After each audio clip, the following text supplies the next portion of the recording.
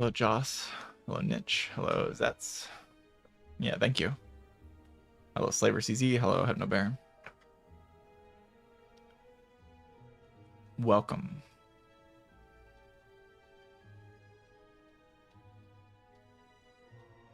Oddly, Smoothstone owns. It does. The best relic in the entire game.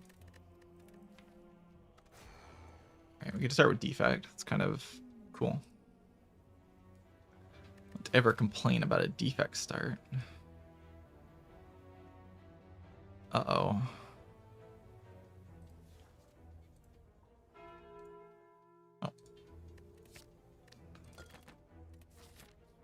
Get a Happy Flower. It's pretty good.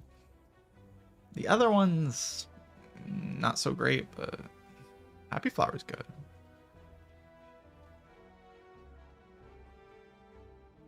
I'm happy about a Happy Flower. I guess getting Singing Bolt early is like better than not getting it early, but you hope for like some output out of your relics. Because your relics don't do anything except for this one, which does do something. This one's good. Sort of makes me want to just like go here, but then I have to tough the hard pull. There's like a safety node to jump to though, if the hard pull is killing me. So I like might as well see the cards. I don't just die to seeing the card. I'm gonna take a big hit this next turn here.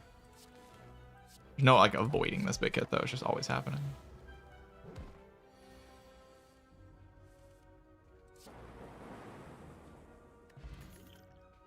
Region Pot's pretty sweet. Darkness against Hexagos is okay.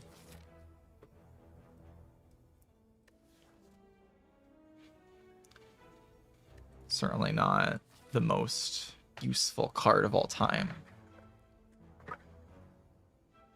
It's overskipped though. Immediately gives me like more good drawers against Knob, but also more bad drawers. It has upsides and downsides basically, is what I'm saying. I don't have any way of like knowing if this is going to be good. It could immediately turn into the worst card ever or immediately turn into the best card ever. Just like extremely dependent on what is in these floors. I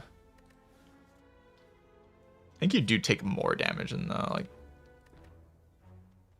hard pool fight more often when this is in your deck, but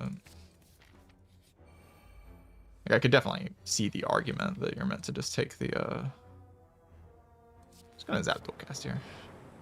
Okay. Use the region potion and try to stall this guy out a little bit.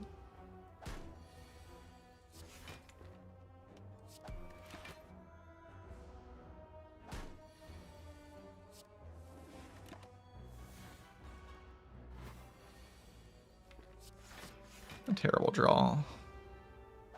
I'll hate killing this turn though if I don't draw 2 defends because like I get Happy Flower set up at least.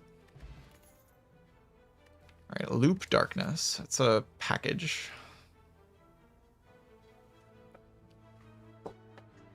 I guess. Potion chance is back to 40%. Kills Hexagos for me, but definitely doesn't kill like the hard pull and Gremlin Knob, which is a problem, but it doesn't do that. Top deck dual cast like a gamer.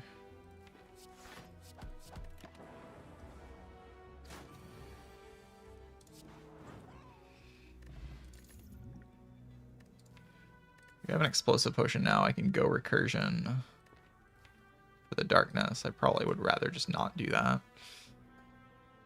Currently, I have to draw the darkness combo to ever have a chance against Knob. So I kind of need my potion to deal with that problem in the shop. Then I have explosive potion to deal with the potential hard pull fight being bad. So if I want my potion to deal with Knob, there is a good reason to take Rip and Tear, and that's that it lets a flex pot deal with Knob more easily.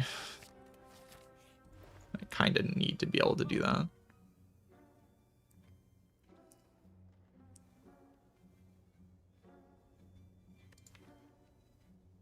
Probably Electro here. The deck's just not really going anywhere. It's kind of cool to be able to buy, you know, an Electro. It's kind of a cool card. I do like Electrodynamics, but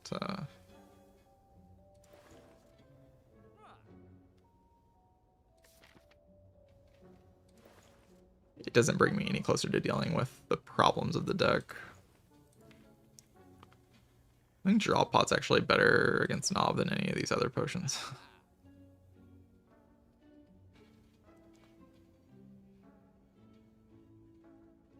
Don't really want Cool Headed.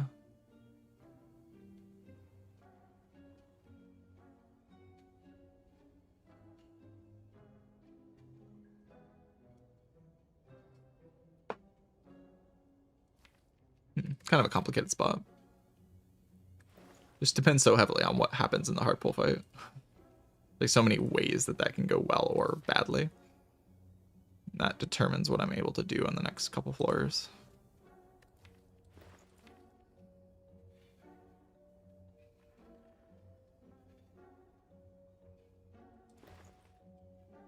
Lecture is like a good damage draw against Knob, but like maybe it just like gives me enough cards that I have like enough density. I'm gonna like see how bad this goes.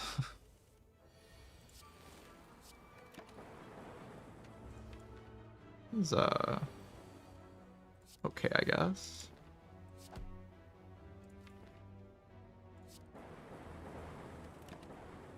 Obviously, I don't take that damage.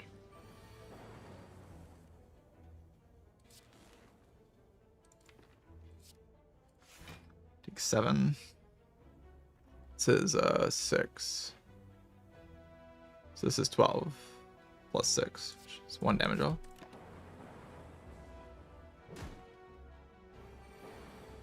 Guess we're probably going for lethal then. Yeah, no potion and like dubious card pick. And suddenly I walk into Knob, 52 HP. Guess I can go 54 HP and just not pick the Cool Headed. I do want the Cool Headed against the other 2 fights, but I don't need it against those fights. I'm much better at those fights, and the Cool Headed is terrible against Knob.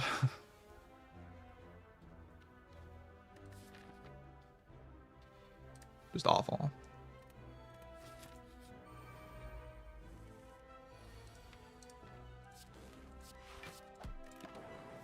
Definitely wanting to start resting soon.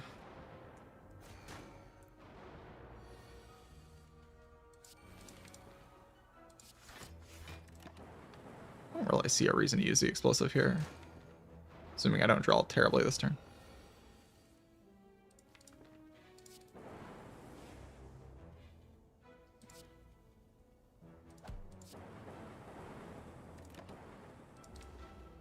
This isn't always dead, but it's like likely dead. Sure, I guess. Just feel like an idiot. Could have played the Rip and Tear. Maybe I should have. Okay, could have just went for it. Then I can like rest and run into this with the Distilled Chaos now. Take +2 here and then rest and run into the Elite. I get another Relic and then like I get Knowledge if this is Knob. And then I have 2 Campfires. Don't think I use jumps right now because this rest is very good. Just use rest to keep our HP up. Should have taken Thunderstrike. I think I'm full heal with Rip and Tear remove.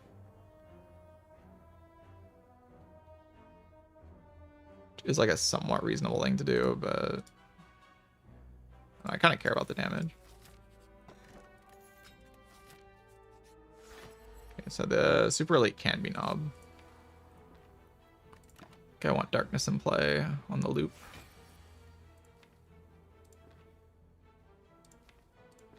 Can't just go Electro here and then Darkness Strike. I don't want to like have to redraw Electro.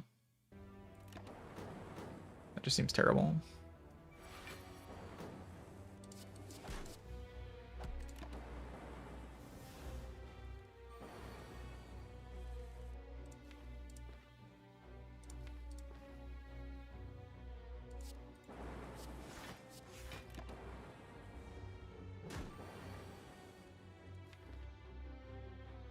I can block here. I need the top 3 pot for the super elite. I just need it.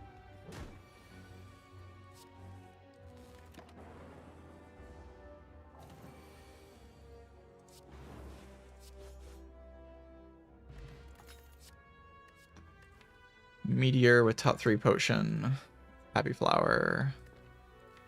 Against basically not much value. Kind of into it. And I like this flex pod.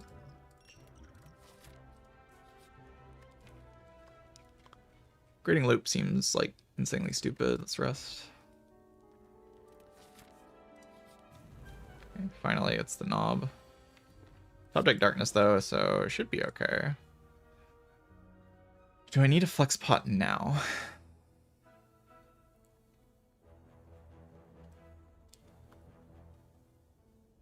Believe so.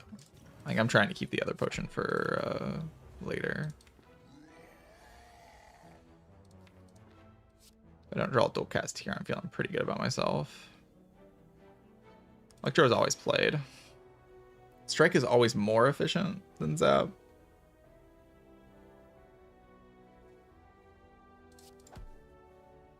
And yeah, it dies next turn if I draw dual cast, right? This is 36 plus 12, which is 48. So hopefully I draw it. If I don't, I can top 3 pot, but like hopefully I just draw it.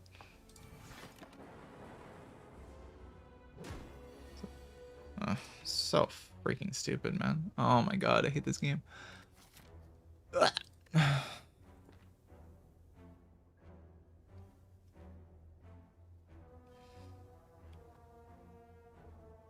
Whatever, man. That's really annoying.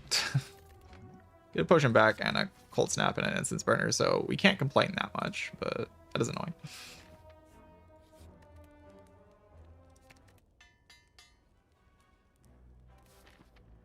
Yeah, the floor is so good that I'm not going to complain. And then now hopefully we can get like our loop upgrade, maybe like some other upgrade or something. You know, that knob fight, it's not like a super low chance that it eats both of my potions. It just kind of sucks for it to eat both of my potions.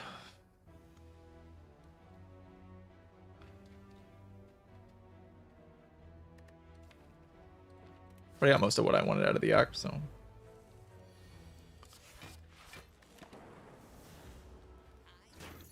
I'm okay with this outcome. Don't think it's worth to take damage, like set up instance burner or whatever. Against Hexagos. Hexagos is not that difficult for this deck. Pile Driver is like kind of interesting, but it's against +2.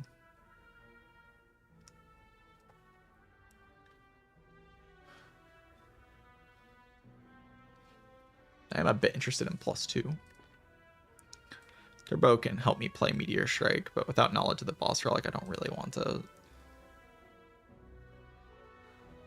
+2 brings me straight into bad Hexaghost HP, which probably just worth taking the FTL over it just to not be in bad Hexaghost HP.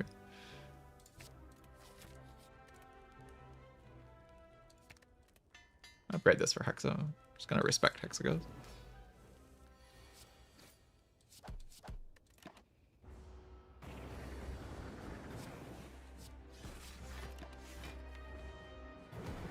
Let me play a loop on this guy.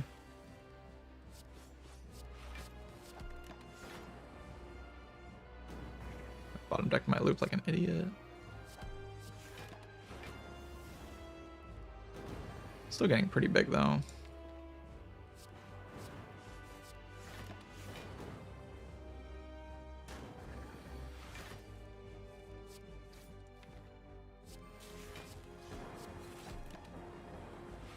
Could have just like chilled out there, I guess. Is there like a reason to play that even? There's only a reason if I play the Zap as well. I guess I will.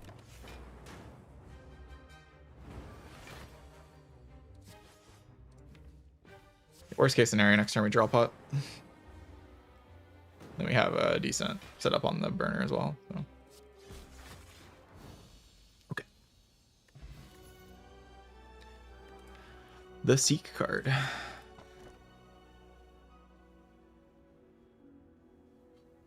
Speedrun ban any percent shrewying.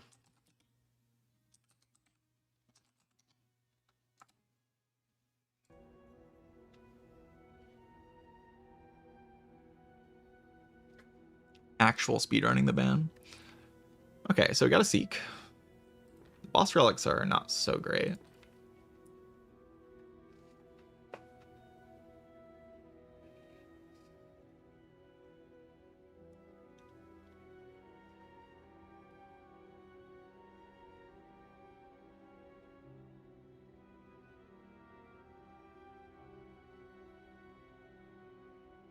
It would have been nice to get a Snecko Eye, you know, or a Pyramid. You know, the usual suspects.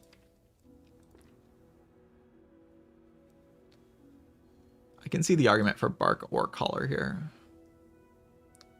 Collar lets me actually play Meteor on the Happy Flower turn. That's like kind of useful. Just gives me the energy to play Meteor more often, but doesn't give me as many good outs against hallway fights to like control Burner.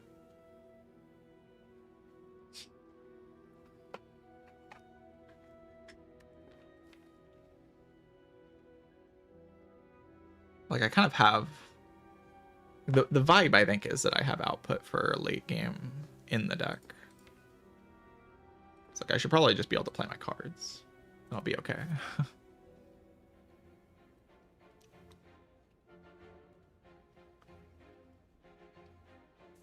So we can kind of run up here, and if we can't fight this, we can like jump here. If we feel too scared. But we go to the earlier shop, probably. And if we can't fight this, it's good because we can like go along this path, maybe jump here.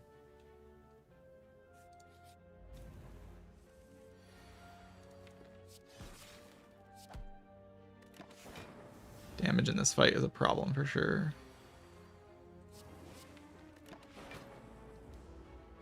Darkness at a reasonable pace does help, though.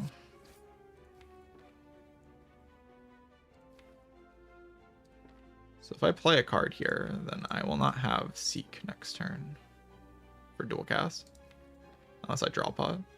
So I can decide if that's necessary next turn, though, not this turn.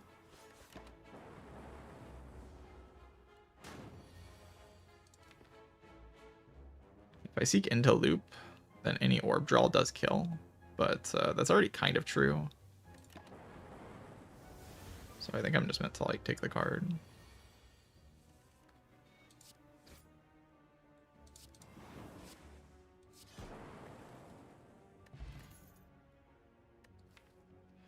Cool-headed is solid at some point, but right now it's not really that good, and it's against +2.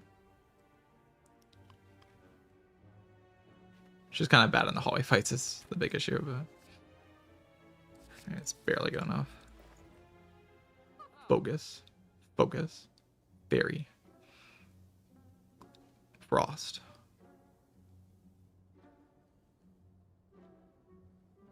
It's like too many good things in one store. I don't really know what to do with that. The focus is really good. Especially like the innate focus is very good. This is very good. I think I just buy Frost Focus. I think that's what I do.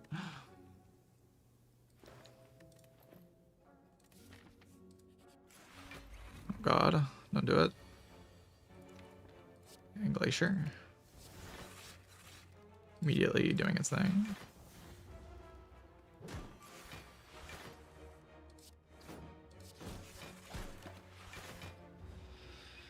What is this song? It says, I don't have the window popped up.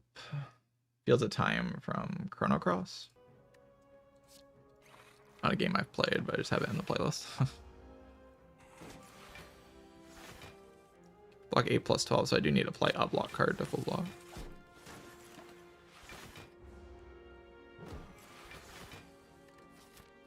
I don't hate running into the elite here. Like, I'm not at a great amount of HP, but I have a pretty good matchup against everything with the 4 energy. We'll see if I get a potion. Especially if this is set up on like 5.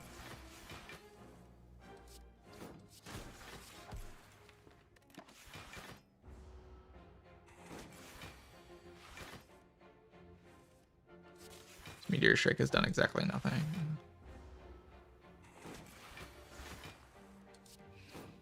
It'll cook at some point, surely.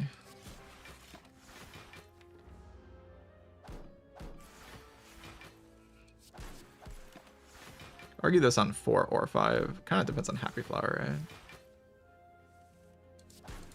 It looks like 4 is the right number. Yeah.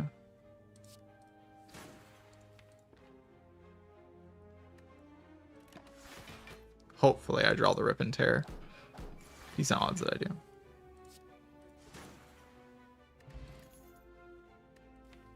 Yeah, Orb slot GG. Aggregate can let me finally play this Meteor. It's really good with the Seek. I think we're to the point where I can take an Aggregate, right?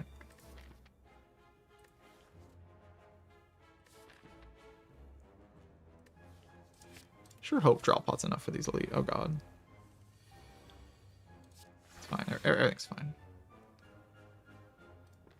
Glacier. I can make this say 4/4 on it. Seek out Defrag. And I can't play Loop. And seek out Aggregate and just play all 3 of the cards. It's probably just good enough.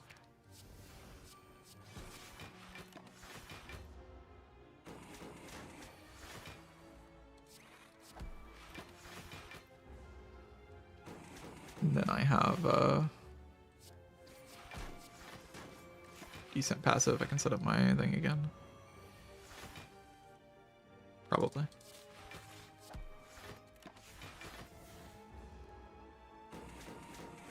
Like to kill in 2 turns.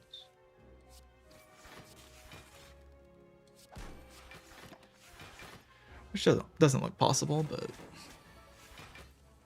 I mean, I guess I don't really hate seeing this fight here. Okay, next turn's terrible. So maybe if I have like a line to kill next turn, I'll just do it. I don't though. I drew the worst possible hand. Can play Electro. Then I'm just kind of like forced into a kill. I think I blocked the 3, but not any more than that.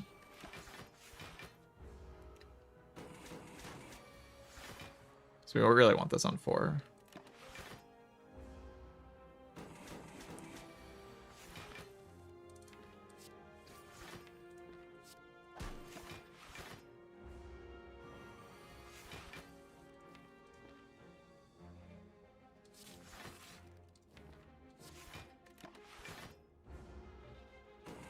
Three isn't great, but I would accept it over taking 1 billion. This does 5. How much am I taking here? 5.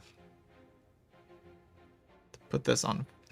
The thing is, I want to put this on 5, to be honest. Really don't like turn 1 of Slavers. But it's probably just too much damage to take. I don't need another cool-headed. Pile's just okay, but +2 is good. The Curse. I probably don't want a second Curse. Yeah, I actually hate those.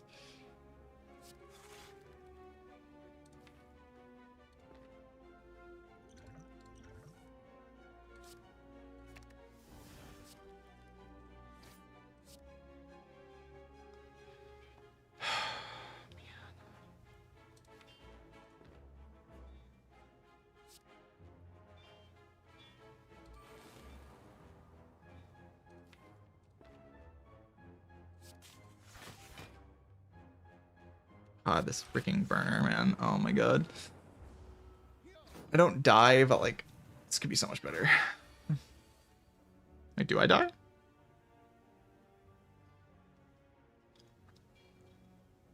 I'm 11-1.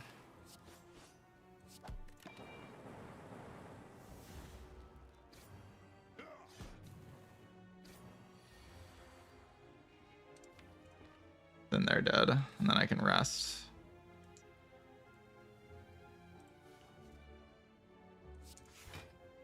Really hate this.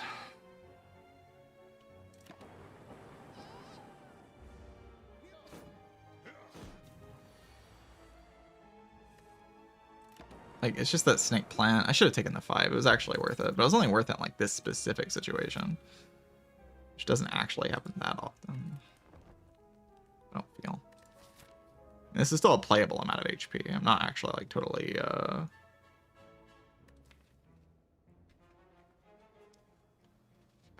totally out of like the game with this much HP and 2 potions.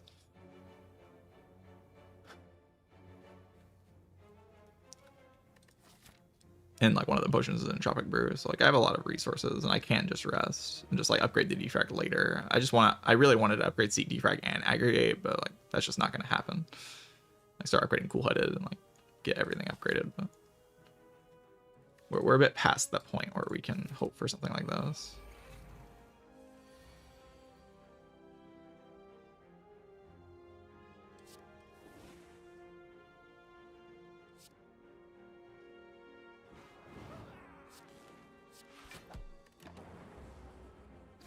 Probably dead here, huh? Maybe not.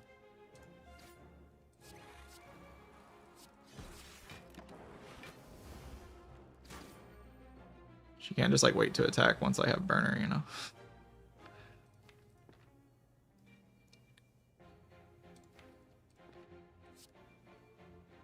I have like Glacier into Strike potentially. And yeah, like Glacier first and see where I land.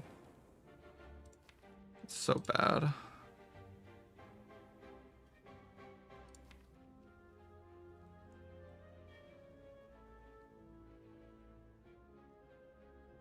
Like she's always attacking next turn, and my situation doesn't improve, so it kind of has to be like double potion now, right? Unless I can kill both of them guaranteed, but the focus potion just doesn't do enough, or like the focus electro just doesn't do enough. I just don't have enough.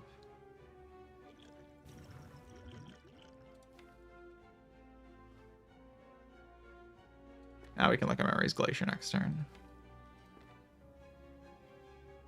And then it's like kind of manageable.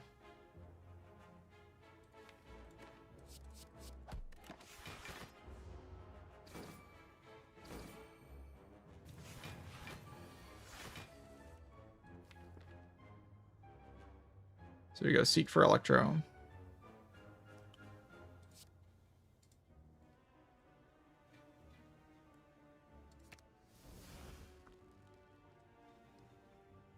We can go Glacier in, or Electro into the Glacier, because that gives us the 10 AoE. Which is something we need to like KO these. Which I need to block. Memory's Glacier is just a line, right?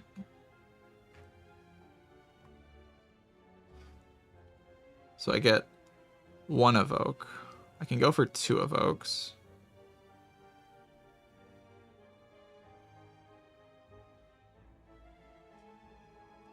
The evokes are 10 each. Where is the baby? Then I have no lightning orbs. She's not attacking next turn. I waste my burner, and I just don't have damage like cooking at all. So I kind of just lose the fight if I play that kind of line. So I think I play the Rip and Tear.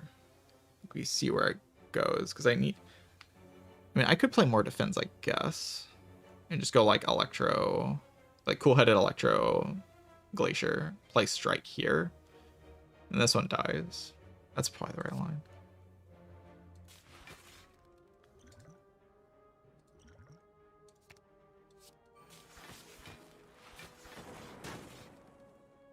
I'm gonna Strike here to like guarantee the lethal. We can even play Defend here. Take 2. And I actually have some meaningful damage cooking.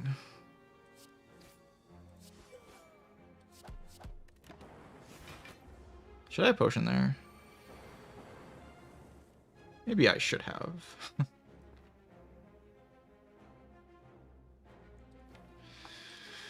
Okay, how does the math here work?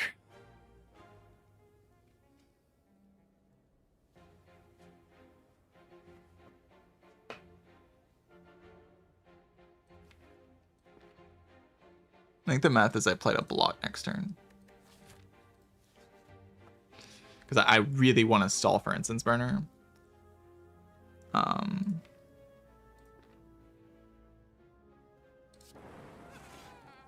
I don't have that. Sometimes kills me though. But I think I have to risk it.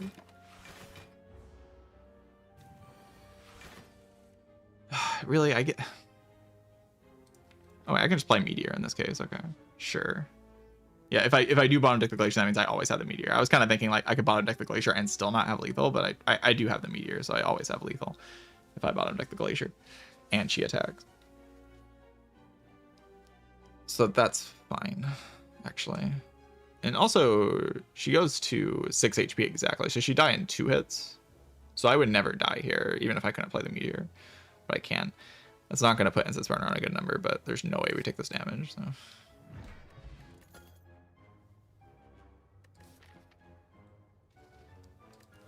Okay. Blood another potion. Once again, kind of have to rest.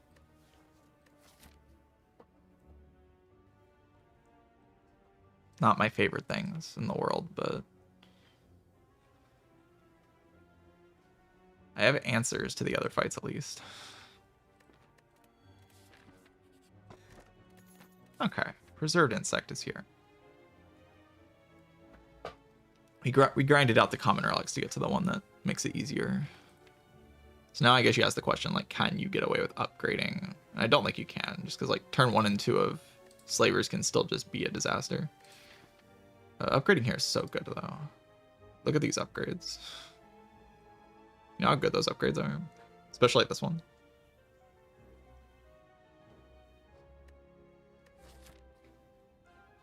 But I want to fight 2 elites here, I think. That's kind of what I'm going for, I think.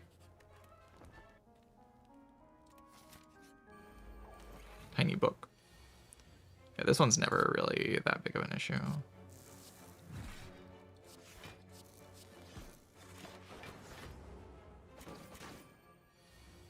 I believe.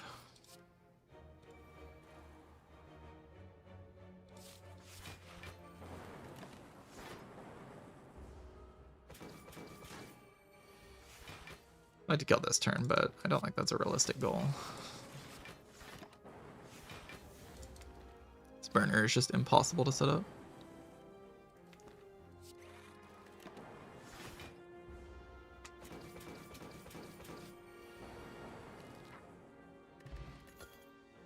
Self-repair.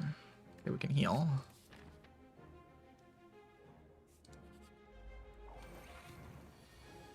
Hopefully we can,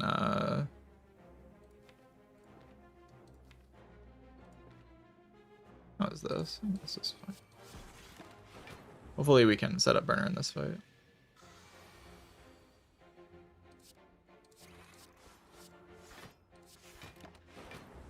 Killing now would be reasonable.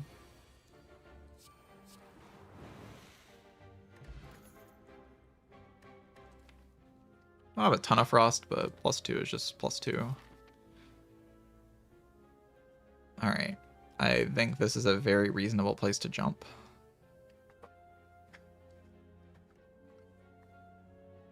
Champ is kind of already dealt with, especially with like defrag upgrade. Can do seek upgrade too.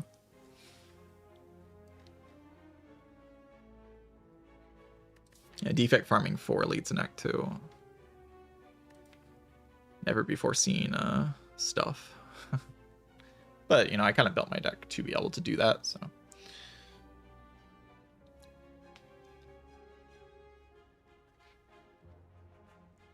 Yeah, the other 2 elites never get, like, so dangerous with the burner actually on 4. I just have a lot of control over what those fights are doing.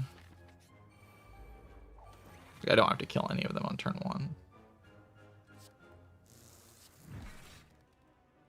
Just like force her to attack. I do have to kill this guy at some point, so I could play this and risk it double hitting, and it's like not the end of the world if it does double hit. Because I need to like deal damage to this eventually. If I just never play that, then if I never play damage cards, then maybe I can't ever kill those. 14 is enough to kill here.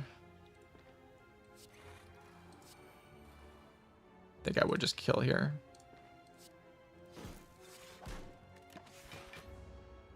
Just to make sure this doesn't have shield next turn.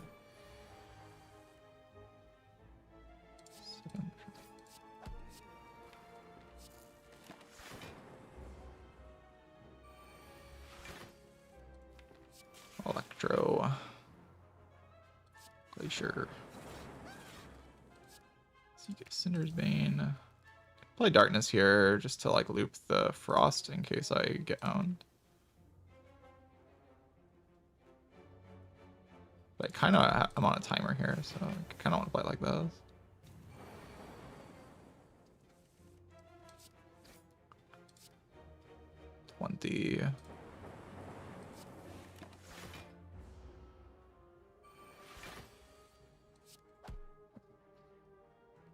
Yeah, I just healed 7 in that fight.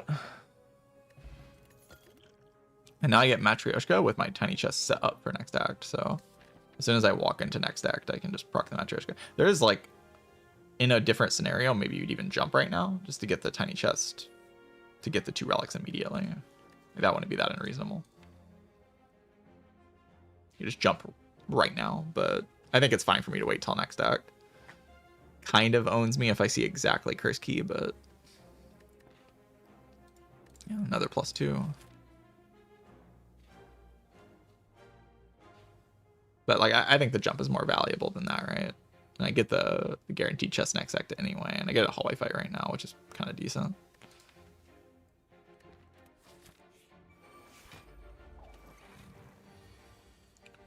The ideal burner setup for this fight, but at least I get an extra turn to set up my Frost Focus here.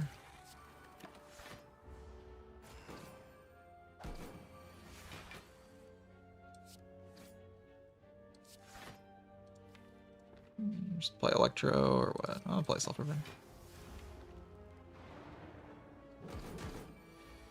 Setup is just too strong already.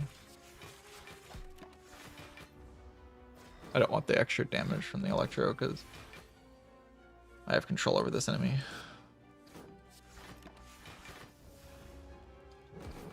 So burner against the champ probably wants to be on 4. It's like the way to prevent the most amount of damage. I could take a lot turn 1, but I mean, no matter what in that fight, I do solve the fight at some point. By the way, I definitely didn't need to rest at the fire. Could have upgraded Seek, but I feel like Slavers had the potential to do something.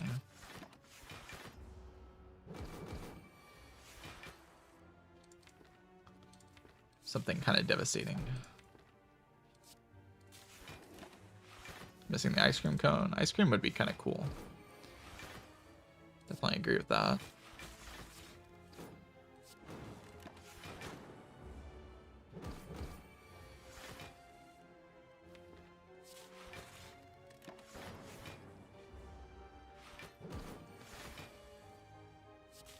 Ice cream would be pretty cool.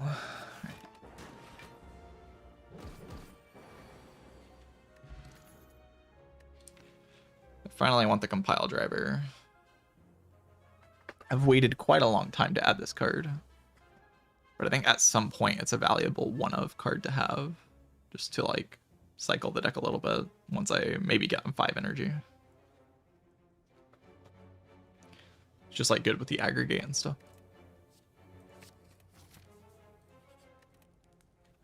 Go defrag or seek here. I think with this Self-Repair in the deck, I'm fine going defrag. Makes the champ fight a bit more chill as well. It's kind of cool. Don't think I need to play Meteor in this fight. Smart. Probably just put Frost in the front, yeah. Gonna like block with the loop and the thing, and then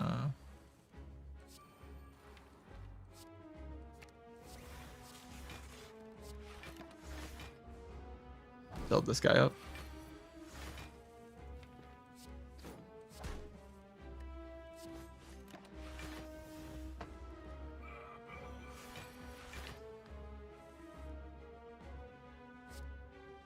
doesn't full block, so I could play like actually I think I'll just do Darkness Cold Snap right now. Deal this damage. It brings the Dark Orb closer in a way, because now I don't have to deal that damage to the Dark Orb later. And obviously full blocks that turn in a convenient way.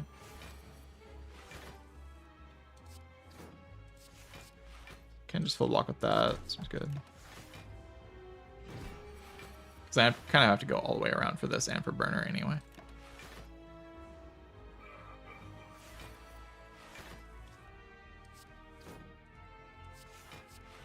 Yeah, classic Dark Orb against Champ. Champ is buffing. Probably want to push the Dark now to the front, like this turn. Well, that doesn't push it to the front, so that's not going to be what we want. Okay, can be Darkness this turn, and then hope that I draw the dual cast next turn. I'm okay with that.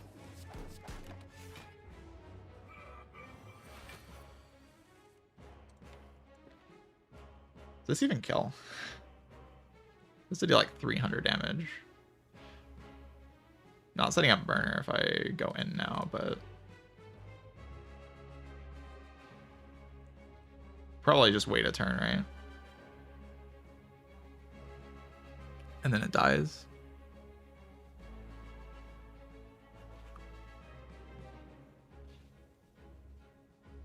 This gets to like around 150, and then I have like Meteor Shred.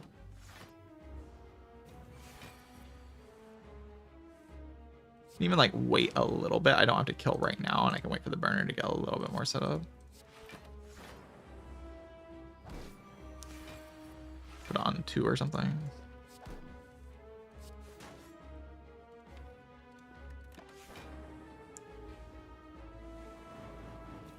Maybe the Happy Flower was worth more than 1 tick on Burner. It's probably true. And this deck does not hate machine learning at all. Drawing an extra card a turn is very powerful here. However, I can see the argument that +2 is just better.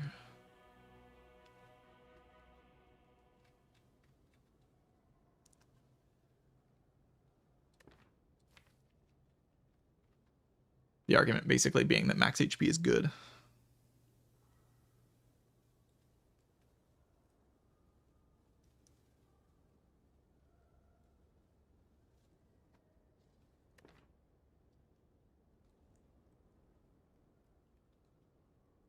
I think that's probably fine. I think you could go either way. I'm going to go +2.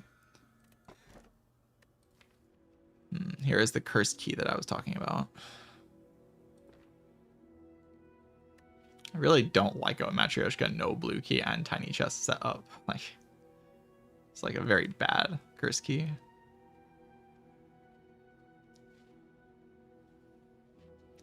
P-Box is interesting. Lots of potential in the P-Box, of course. Turns off my all these moves don't completely, which isn't great. Like, these defense are a bit better than usual. But I do have sustain, and I'm kind of just looking for late game scaling to work with the Burner. I think it's probably better than Cage. Okay, well, my all these Moonstone is actually still active with the Hello World auto shields and boot sequence. Vision can get an upgrade. I found orb slots, which is like the late game scaling I was talking about. Kind of can expect a defect box on average to give you some late game scaling, and then yeah, Alpha 1 doesn't do anything, but that's fine. Alpha 1 can work with Hello World, I guess. Can work with some of the relics. I should get a lot of relics this act with Matryoshka, Tiny Chest, and the Wing Boots. A lot of potential for relics. So this path gets me the most amount of elites. Jump. That. I don't go to a shop though. Shops in this act are here, which are not very good nodes for the shop to be.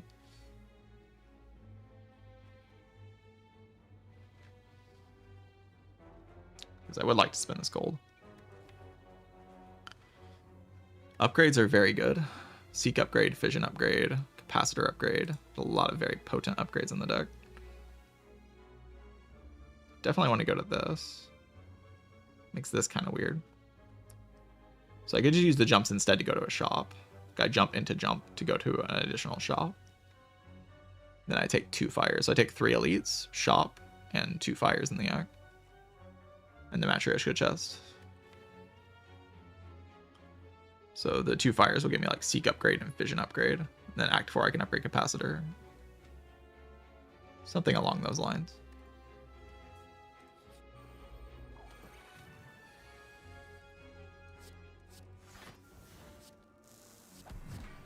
Do have an awkward hallway fight matchup sometimes with the lack of energy.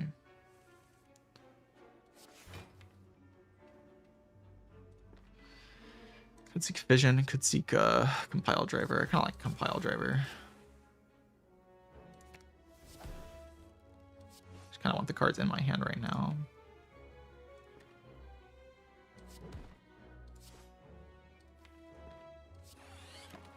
Is there like a reason to play that? Not really.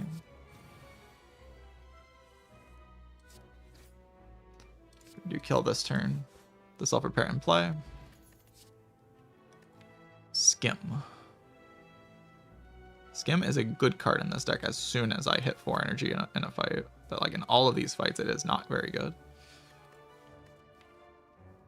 So the question is just, how bad do I think those fights are? Are they bad enough to just not take a Skim? Because +2 max HP is totally fine.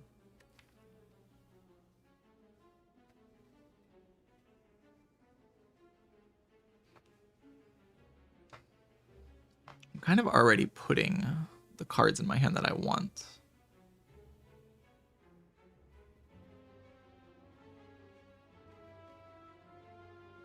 I just don't have the energy to like play Skim in these fights. Could keep that around for potential all for one. Not an unreasonable play.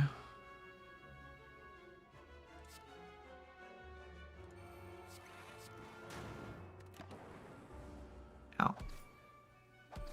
You see, like I just have to play like these cards as quickly as possible. I don't have time to sit here and play Skim.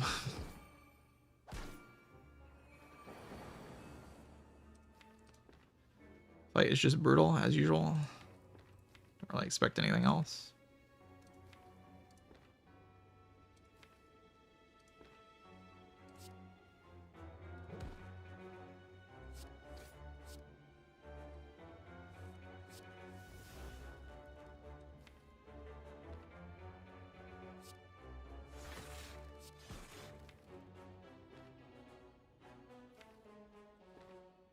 I want to seek something here.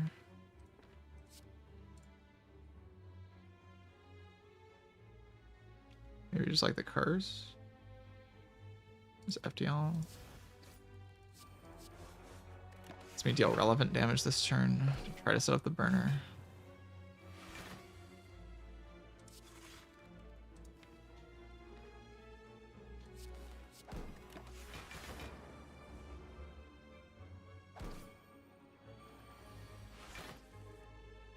Can I even do it? Depends on where this hits, right? 18 plus 3, but this revives. So we go around.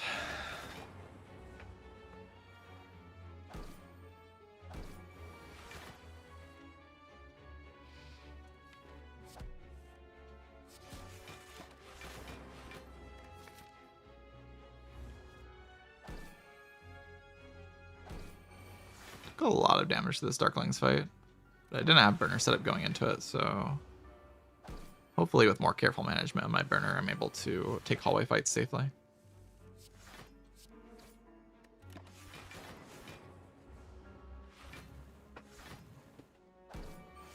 Into the average hallway fight, it's hard to say if 4 or 5 is better, to be honest.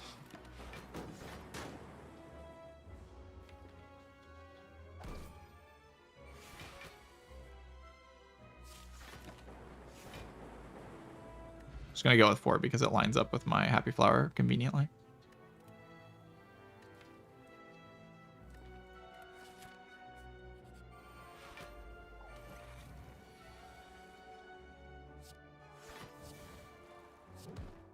most interested in killing that one.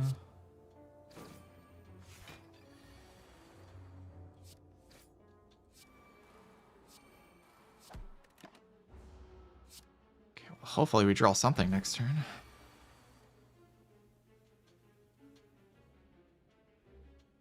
It's 1 damage off.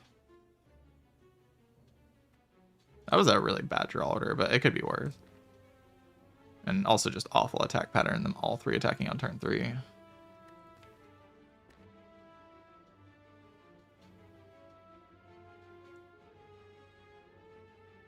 Glacier is always played. Question is, auto shields into Glacier. So I don't really have damage in the draw pile, so playing this Cold Snap kind of guarantees that this dies in time. I could even Liquid Memories Cold Snap. Blocks a lot.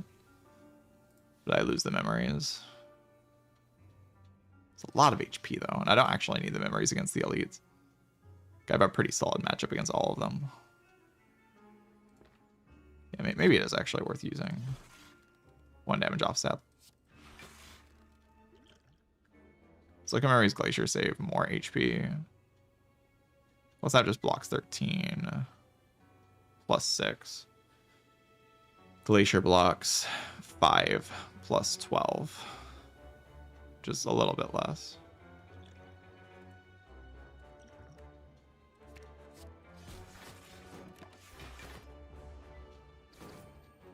I still take a lot of damage this turn, by the way. It's like, it's not even good.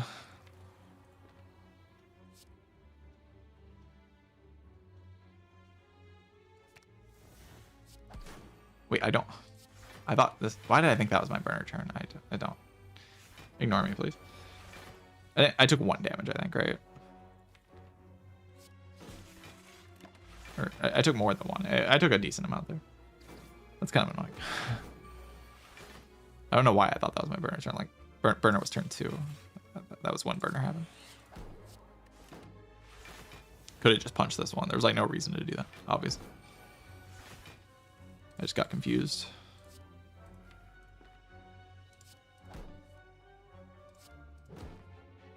He's dealing damage to me. Dealing 1 damage to me. I feel like playing Fission's kind of nonsense though.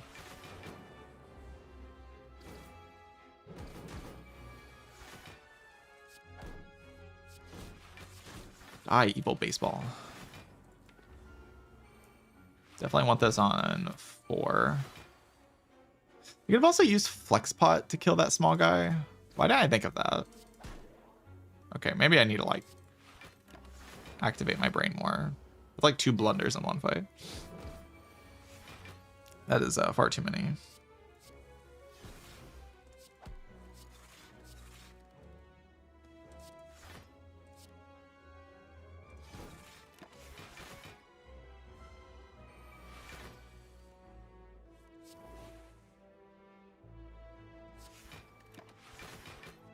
Like this to die this turn or next turn. This turn. Yeah, go infinite. Another capacitor lets me scale so much. I actually just outscale the whole game at that point. But it creates a problem against Reptimancer. But like I can just kind of outscale next fight. Next fight is yeah, that's why you set it to 4, because if this is transient, you like need this on 4.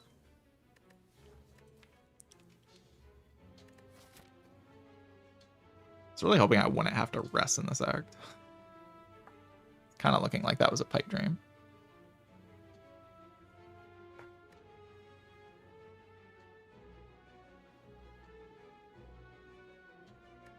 Just want more orb slots. Yeah, it's just them all. It's just them. Play this. It's definitely better to play this. I have the good setup, so I don't get owned this turn. Excellent.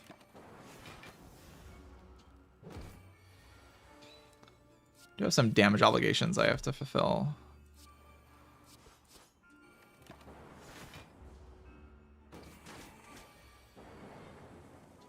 But I don't think that's going to be that big of an issue.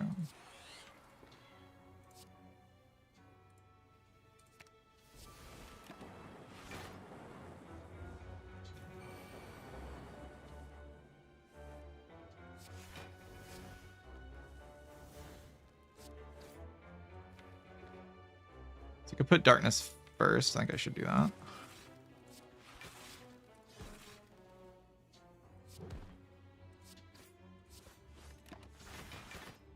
I just need the damage.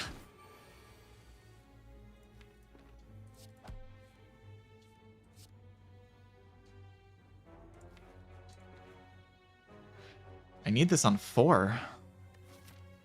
Deal with Reptimancer.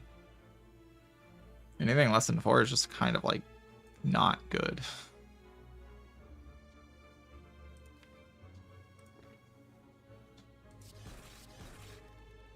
So you could rebound, go for the eyes here to try to push it around, but like it just never happens, right? I just have to accept 5. 5 is terrible.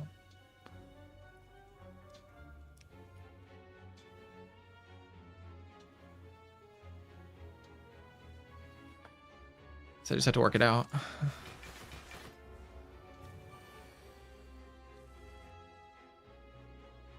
Guess I can Glacier here. Try to push it around a little bit. Let's me block for like a bit, maybe.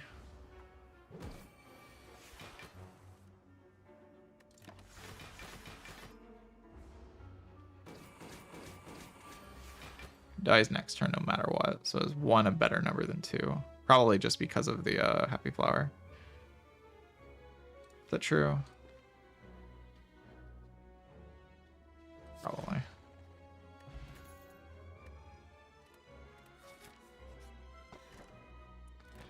A Mental Fan and a blue key.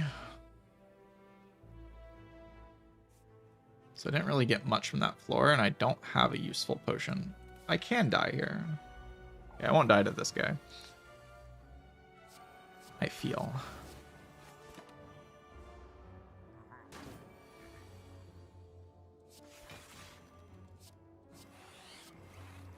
I could keep this Dark Armor around, I guess.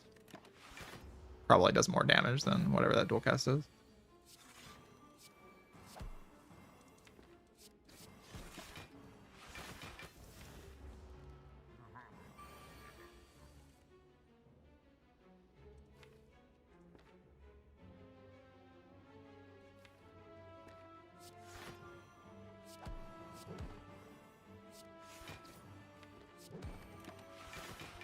Do 4 damage here to like get the Giga.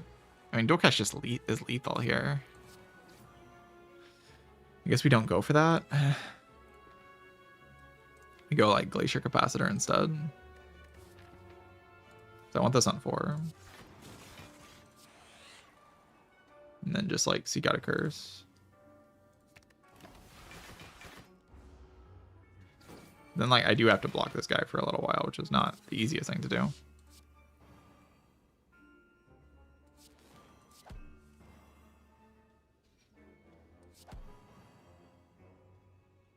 One, 2, 3, 4, 5, 6, 30.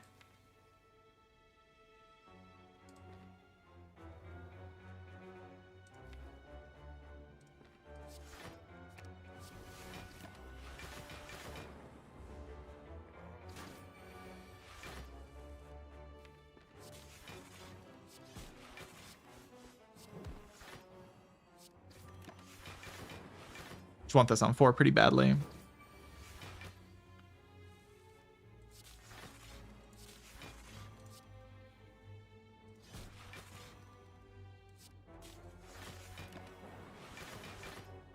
Looks like I got what I want. That's pretty good. Centennial Puzzle is very, very good.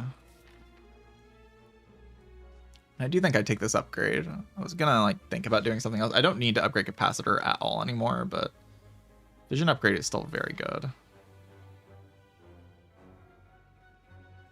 And like I get to use the 2 jumps to go to a shop anyway. That's probably enough value from the jump to be able to like justify it. Like upgrading Vision is just incredibly good. Okay, have Burner set up for this fight, which is great. I don't like I take puzzle here. Like I have safety this turn. which is good, you know, like being invincible on a turn like this, I recommend. Me personally, I recommend being invincible on a turn like this. I think I do take puzzle here though. It's quite a lot of damage to take, but a lot of very bad things can happen to me next turn if I don't take puzzle, right? Probably. Just take the puzzle. There's like a lot of things. I pretty much have to get into vision next turn to have a good turn. So I think I should try to get into vision probably.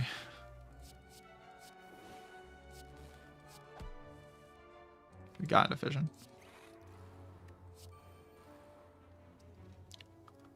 That's good.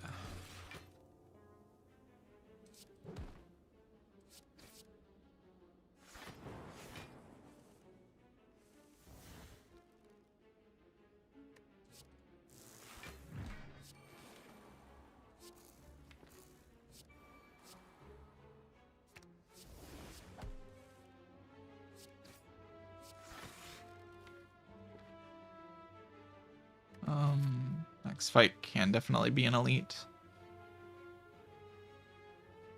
Or it will always be an elite because I'm jumping here, right? So honestly, like this number is fine. Don't even think it's dead here though. But this number, one number above it doesn't really matter that much. This is probably the best number for Giant Head.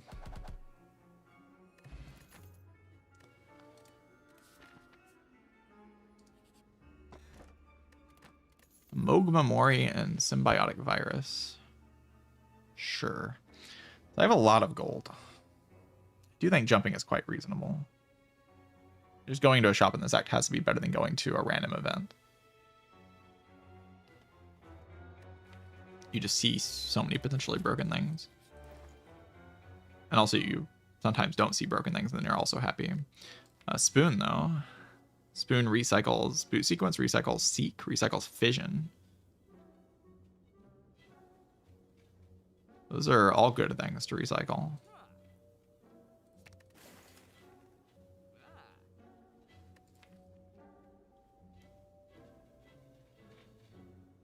The boot sequence with like all for one in the deck to pull it back. Hello World cards, basically it's just hologram that exhausts, so that's the only thing it recycles, which is also good. So this is a fine spoon. The question is it worth the gold?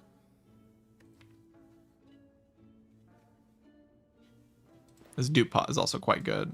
Duping defrag goes a long way in this deck.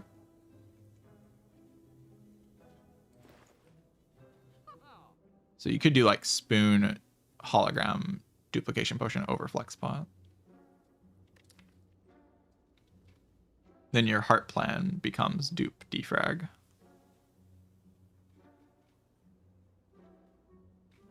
And you have like the hologram spoon combo. I think it's a good enough value. I don't like want to force the next shop to be good.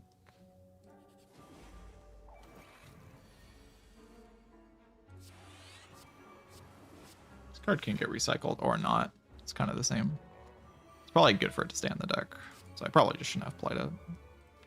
Yeah, play Electra.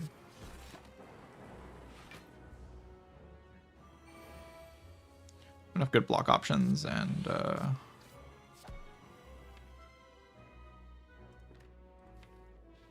Glacier should not be played here.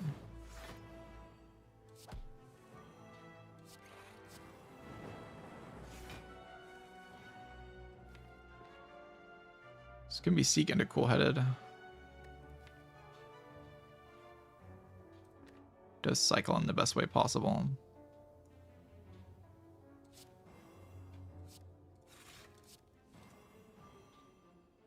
Technically, I can't play All for One into Self Repair. Or not All for One, but Meteor Strike into Self Repair. That gives me the most amount of energy. Just like, kind of fun.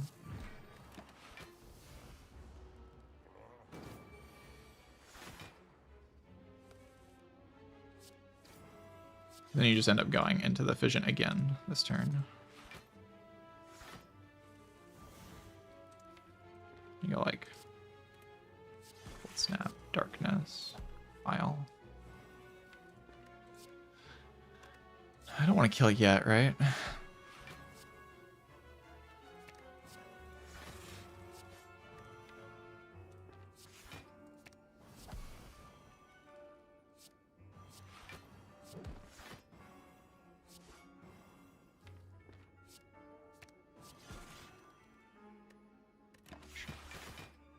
One on 4, ideally.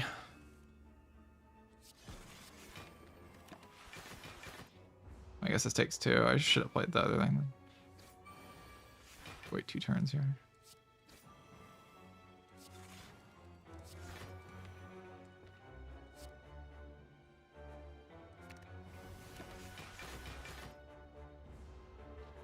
Want this set up for Reptomancer. This is just fine. It doesn't die to the Thorn.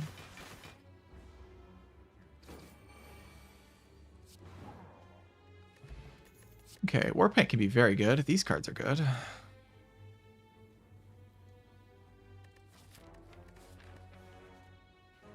A few options here. I don't really think I need a buffer how this deck is playing out. Seek Upgrade is always happening, right? There's like no way I'm ever resting over Seek Upgrade. I will just upgrade Seek. Recycle Plus is really quite a good card. Skim is probably better. Dualcast Plus plays with the All for One, that's good. Croven, hello. How'd your runs go, Croven?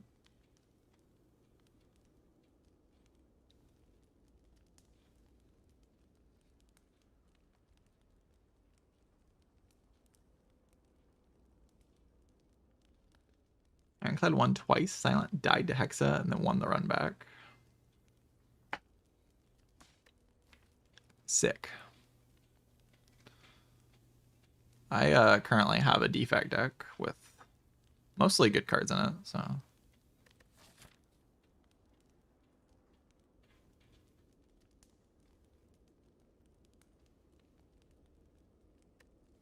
About to fight another elite.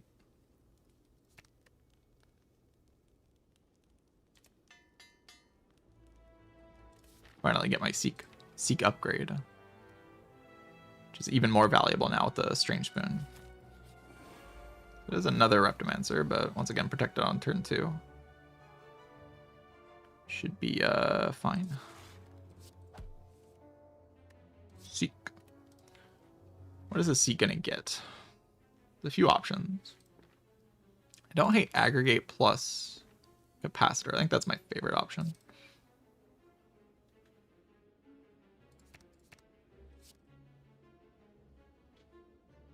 It's just like kind of cool what this does this turn.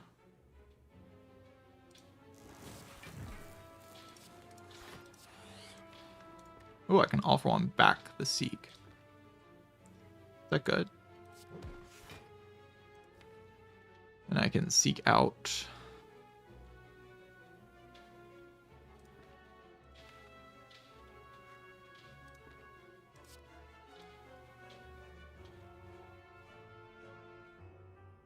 And you can go Zap into Fission here. Actually, just go in. Actually, don't hate it.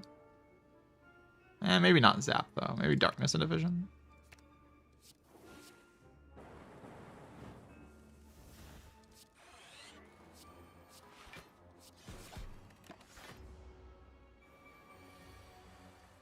I guess this does raise the chance of something like this happening, but you just like Hollow Seek, put the powers in play.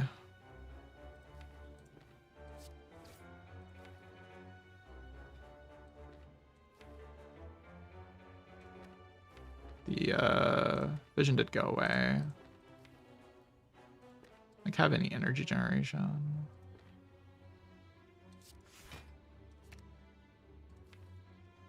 Seek out Defrag.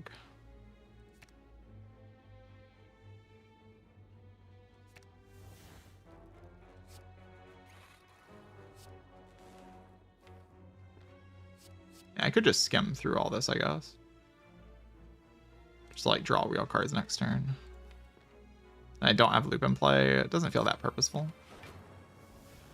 This always dies to, like, the thing. This dies to most draws.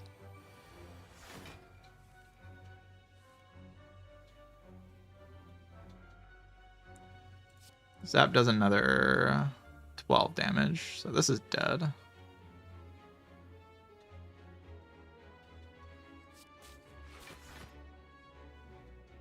Question is just like, where do I put these attacks? You can put 2 attacks to kill this one, but like, why not just go for the eyes this one, you know? Blocks for more.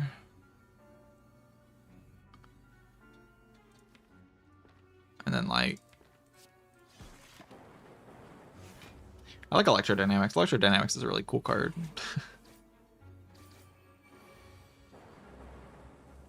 Did I keep my Seek? No.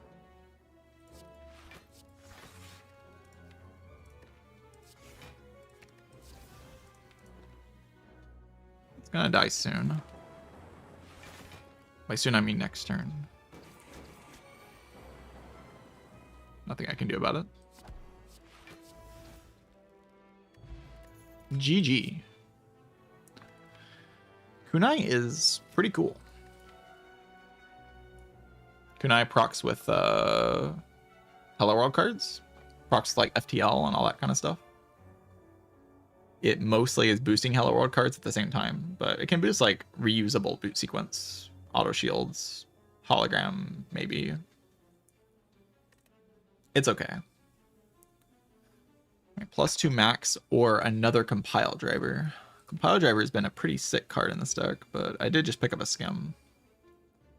For some reason, this is like a compile driver that doesn't proc Fan and Kunai and doesn't deal 1 billion damage. I don't really know why it's in my deck. Kind of confusing.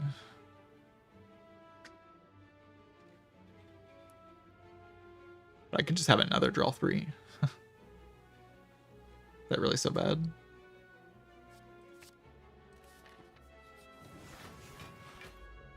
I have this now, so like it always draws out a card. Alright, Seek is in my hand. That's probably very good. Can grab Aggregate. Aggregate seems like a very good card here.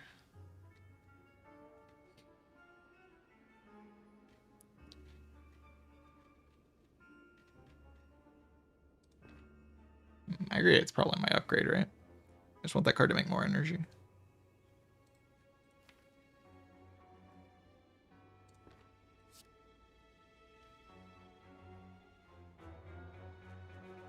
Probably just something simple like Aggregate Defrag.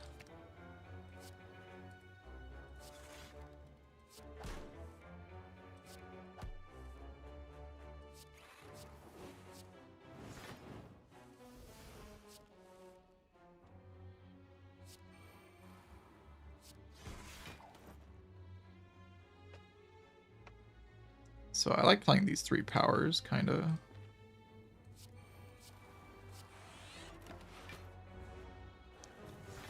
I have like hollow pullback Seek lines. All for One can also pull back Seek.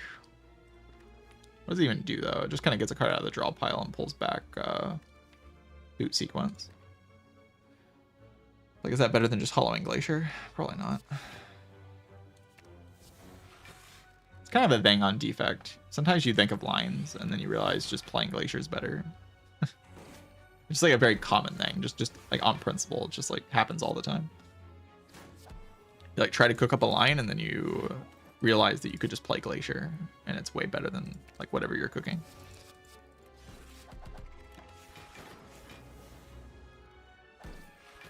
Because the card just blocks for 500,000. Alright, probably 4 in the next fight. Seems good.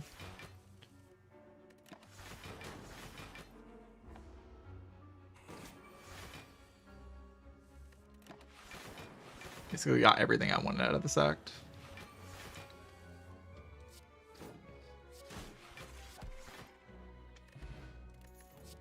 Swift Pot over Power Pot is something to consider. Go for the eyes now with the kunais a little bit better.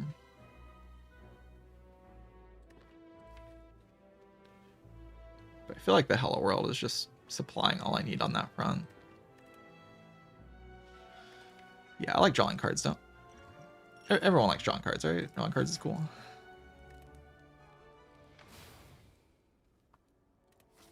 Okay. Yeah, this deck's pretty good. This deck's pretty good. This hand, however, hand is not very good.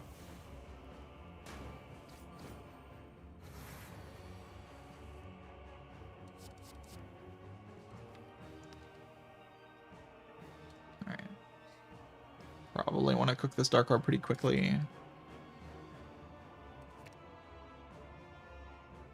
Really like playing Hello World as well.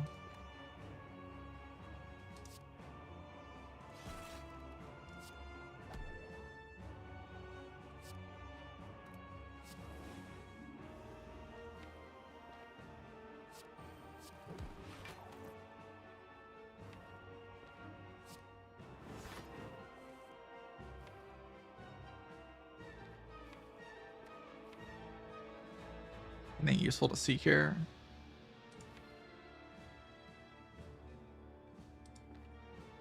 Probably not useful enough.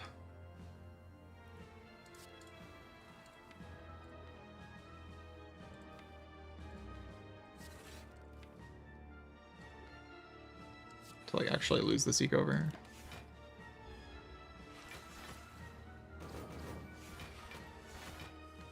Hopefully this works out.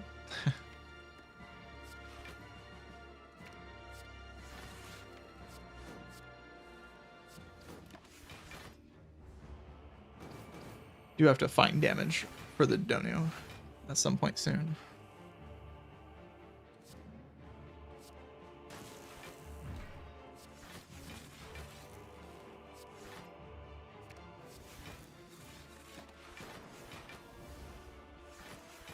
Could have kept that energy, but doesn't actually feel that strong to keep the energy.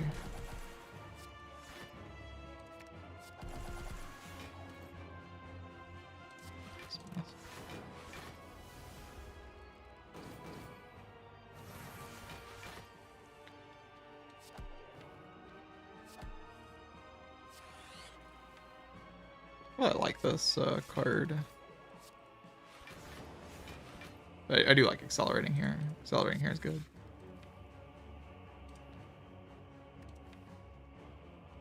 It's a very good all for one to play. So how exactly do I play it?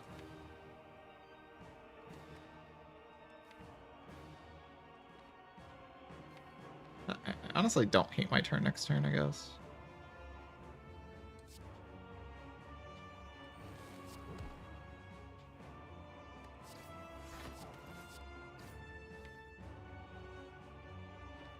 I kind of hate it. Don't have like the energy to make that turn work in a good way. But I have 5 dexterity and I am looping Frost.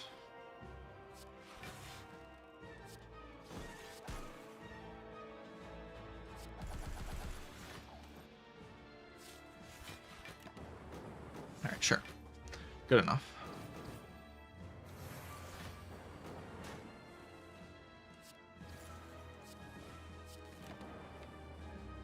Okay, I do not have vision, but I still have this all for one to pull back the boot sequence. That'll probably block plenty.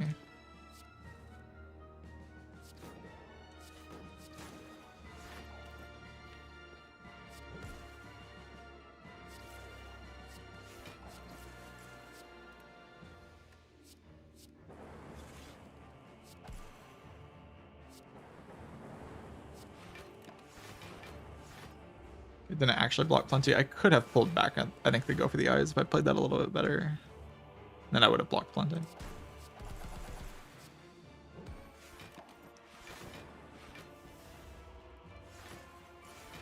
I'd like to kill next turn.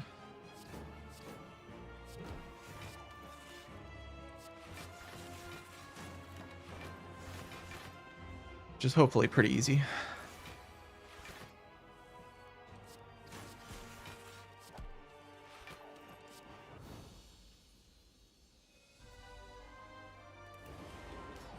The Time Eater.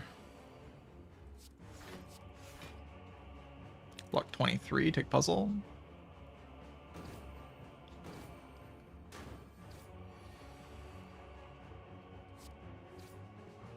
I think my main way of defeating this enemy is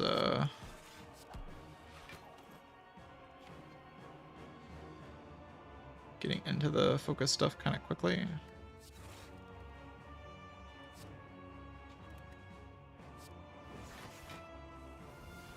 Don't want to wait too long.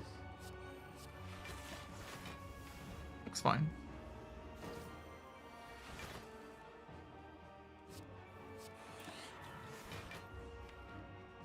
I'm only drawing 3 cards here, so... Or 4 cards here, so I actually could take more damage.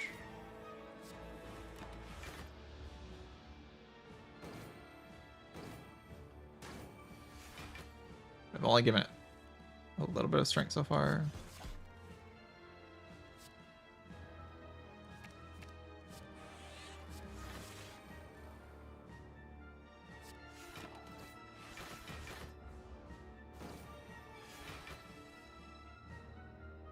So, I might ET with this. I only blocked 40, so just no. But it has to debuff me, so I can kind of wait around for it to debuff me to proc the clock.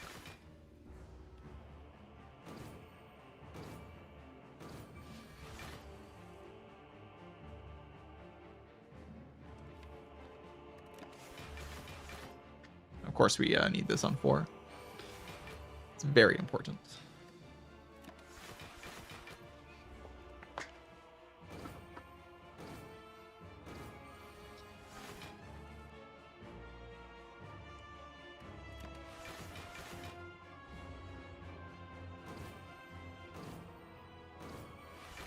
Finally going for the debuff.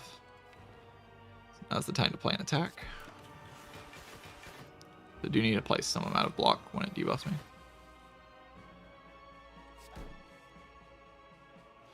Could just recur this Dark Orb. That will split it, but that's fine.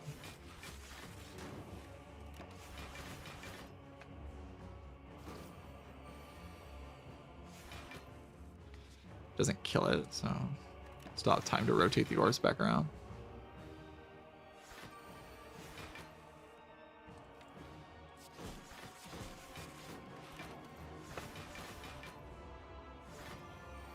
I'd like to kill in 4 turns, that'd be ideal.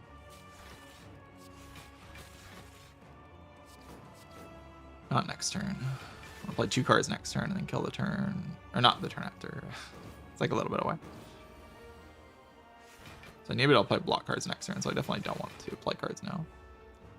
And I want to play something to evoke this. Like a Cold Snap.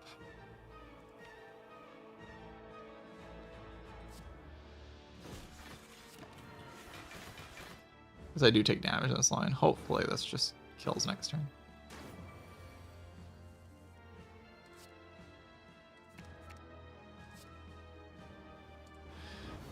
Okay. As long as this is on 4, it's a successful fight.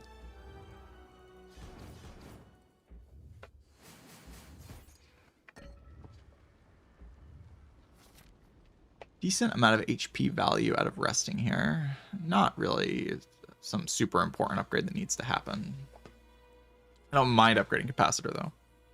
It's like another orb slot's never going to make the deck worse. Just always makes the deck better.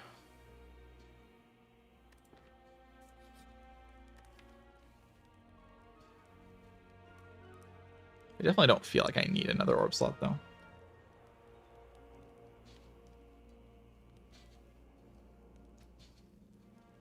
Greg. Oh yeah, aggregate. That was my plan, wasn't it? Yeah, I think that was my plan. I think that, my plan was to upgrade this. It's like, I just kind of forgot about it. This fight took a while. Do not think this is this potion. Which means the shop is just kind of terrible.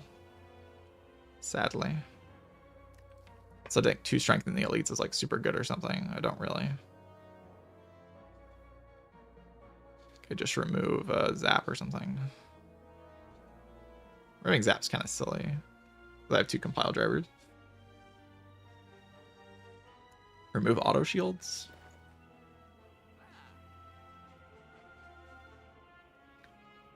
Holy static. Yeah, I'm not too interested in that. I think this is just remove leaf shop, and this is why I spent all that gold in the previous shop, by the way. It's like, there's just a decent chance the shop is terrible, and then like, what'd you save your gold for? For the imaginary rare relic that doesn't exist. Good for you.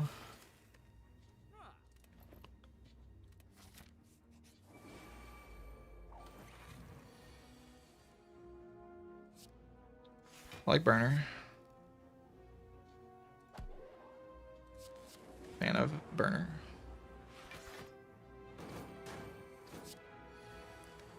We don't need it though.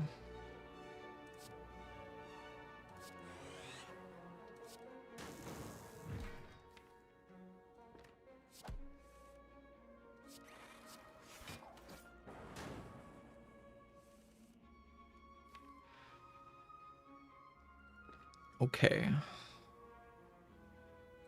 Should be able to do basically everything this turn.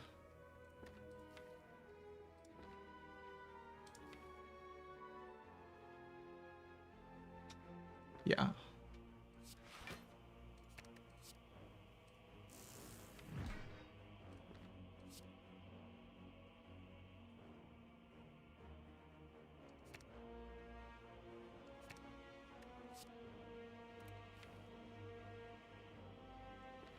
Reason to play that? Kind of is, actually.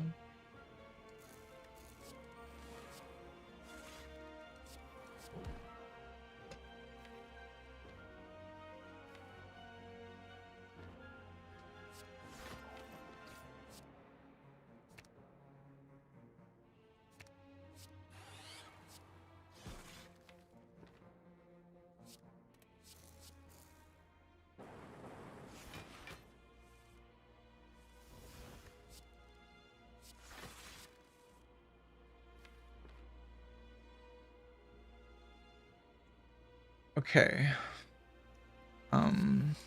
It appears they are dead. So I just want to set up my burner to 4. And then dupe my defrag in the heart fight. And duping defrag should just be enough output. I should just be able to like sit there and play cards and kind of win.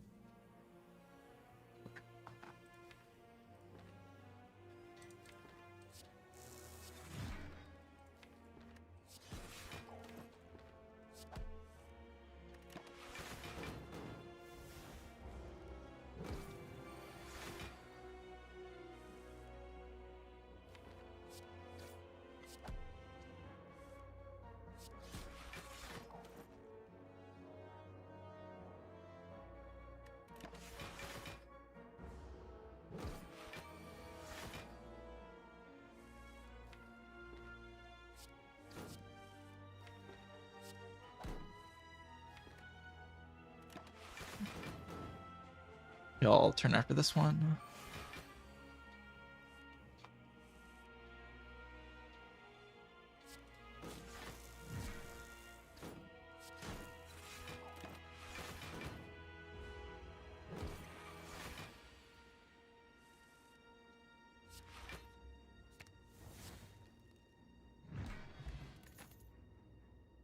Okay.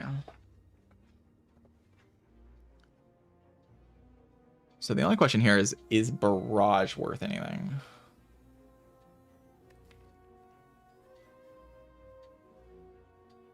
Turnip GG. Turnip could be good. Is Barrage worth anything? I don't really think so.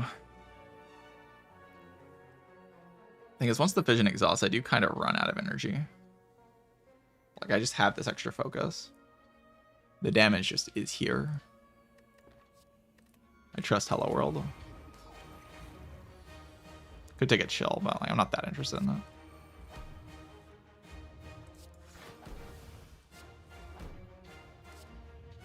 Okay.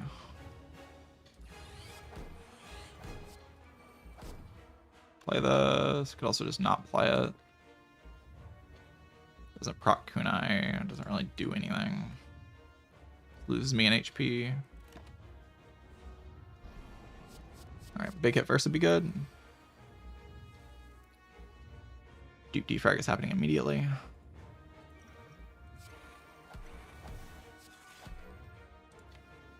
Could wait till next turn for the draw pot.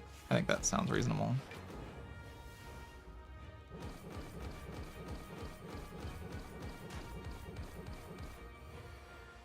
We can go in with like some kind of fission combo this turn.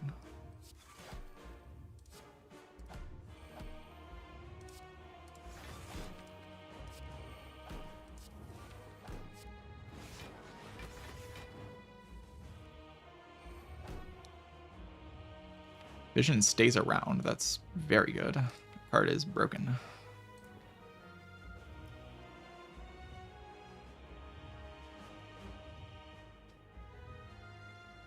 This is like where I knew this is the fight where I would start kind of wanting my the recycle. Recycling cards is so much damage. But I think the damage is already fine enough. It's just like it would be really good if I had that. The damage would just be incredible. Could go for like some kind of all for one, seek the dual cast into Fission again combo, but I think the Fission should just stay for later, right? I shouldn't rush it now.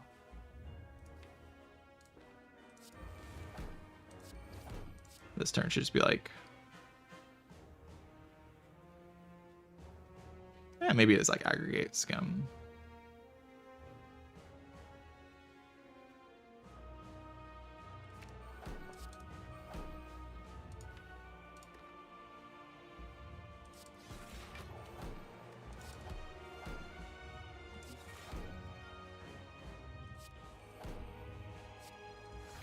Lets me do a lot more damage.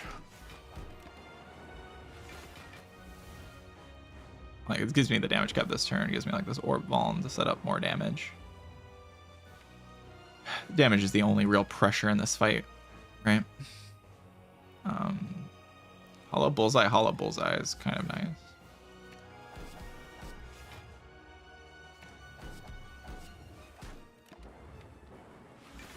It's like a bunch of orb volume. That extra damage.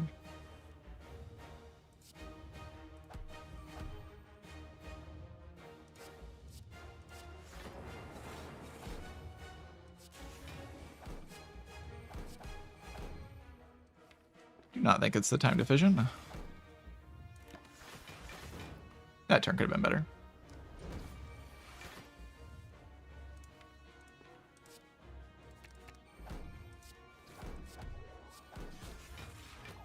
Go with the zap now.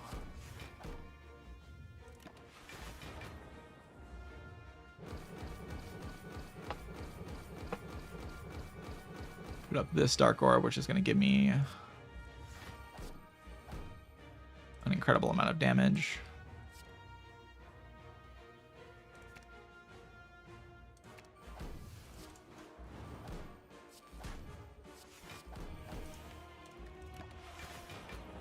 I guess I'm intangible next turn, so I don't really need to play it like this. I could have pushed orbs and tried to kill. It's fine though.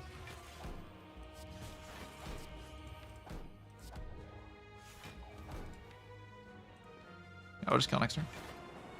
GG.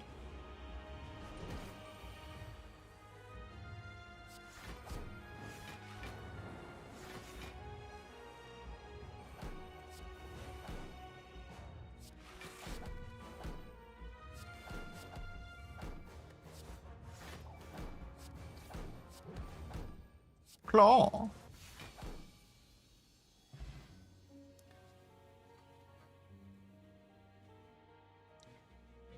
Get him, Claw.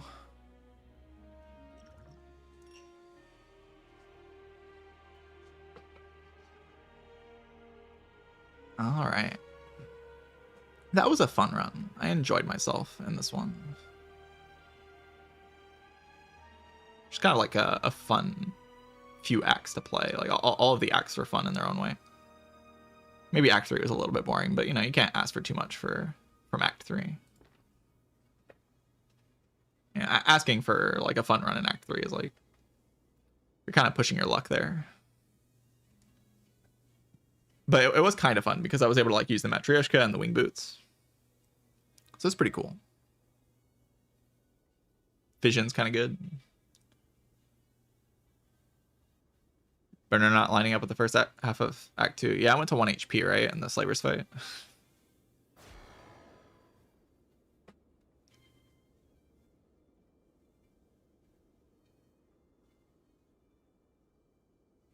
That was definitely a bit nerve-wracking for sure.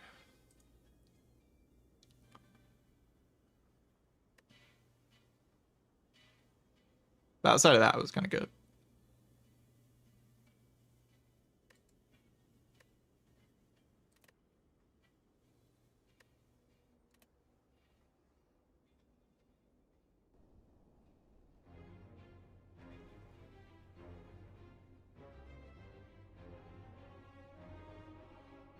Yeah, foring. Here comes the 50 streak chat. It's time. We had 30. 30's not good enough. I'm unsatisfied.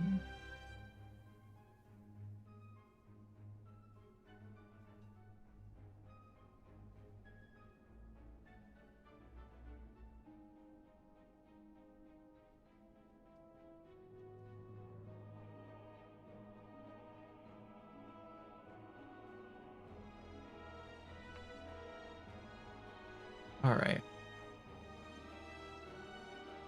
Watcher gonna kick some book's ass. Yeah, it's time to kill a book of stabbing with the Watcher. I'm so ready for that. Or get farmed again by the book of stabbing. Hopefully not. All right, I'll be back in a few minutes. BRB. I'll leave you on the credits.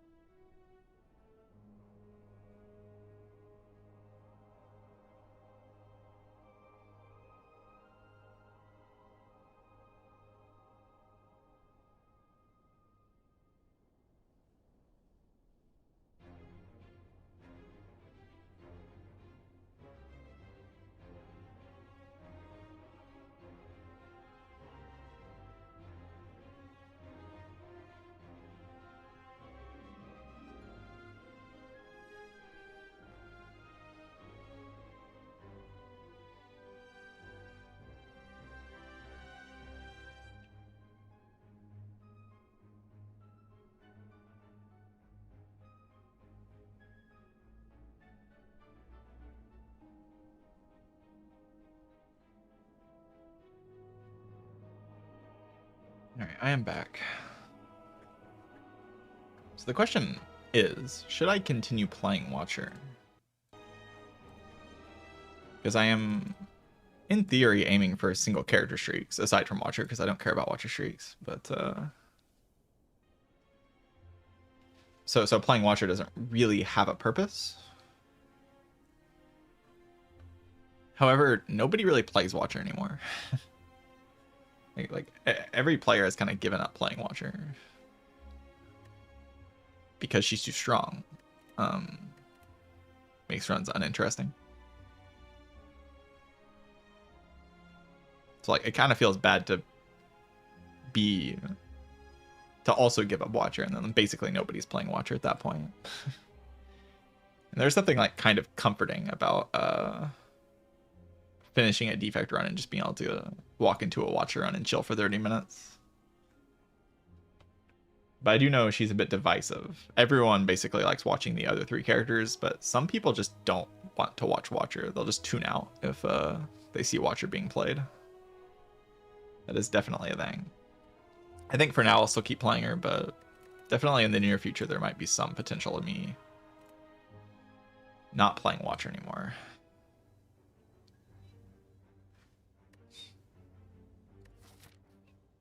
For sure.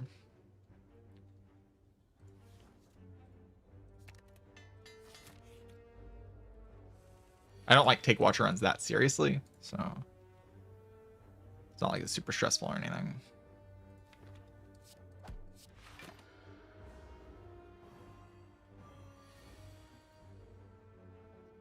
Save HP killing this one, I guess. Oh wait, I can kill all of them. Yes, of course. Yeah, I mean, let's be real. Nobody actually thought I was gonna take damage, right? Let's be honest here. So this is the very lazy path to take. Maybe lazy.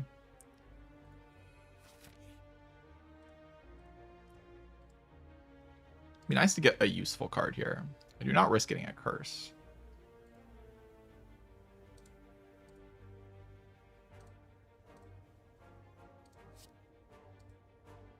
I'll take an inner piece. That card is notable.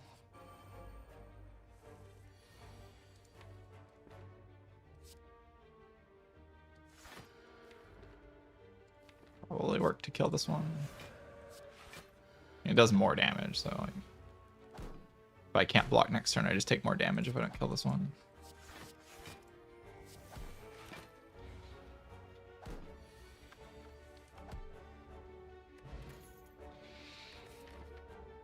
Okay. Well, there are no damage cards, so the shop has to be a damage card. Or like a damage potion. Not really allowed to buy remove is my point. Which is why you go this way. Way more likely to get a damage card. But it's all good. I could take a weave. It's likely to play. It's not like a real damage card though. It doesn't improve any of the problems. Let's like take a foresight in the shop though. Just kind of neat. This is a beautiful shop. I haven't seen something like this in a long time.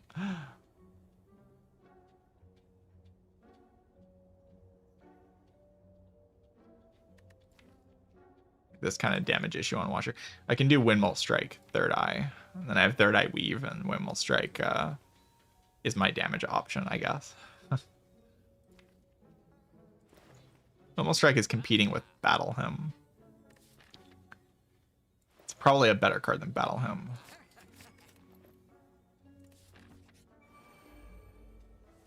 Yeah, no potions into this fight is certainly intimidating. You can try to play slow, or you can try to play really fast. This is a terrible opening draw, by the way.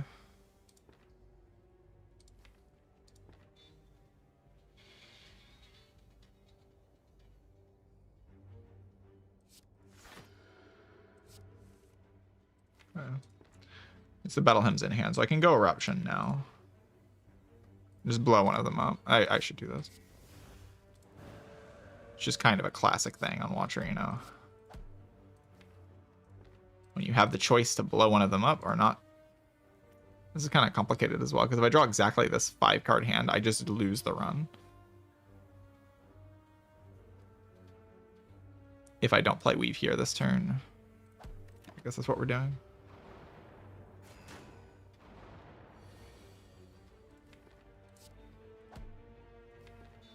We'll deal 30 damage. I think I'm fine double defending here, because I can even block next turn, and then this will kill here.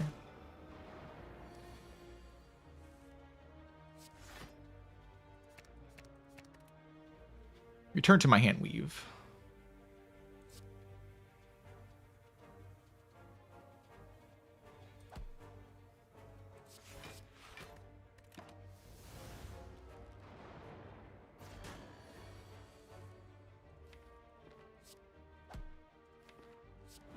Double strike kills this, and obviously any calm card is mitigating the damage that I take.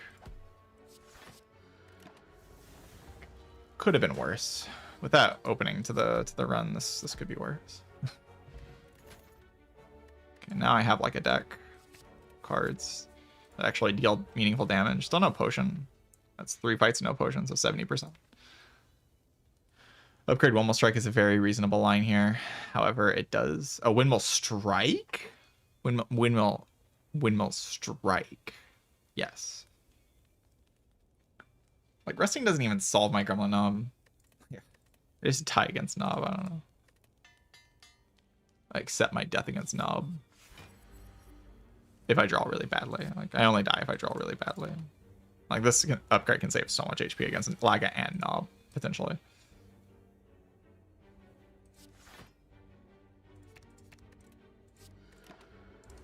I think I just draw the... drawing Vigi there is terrible.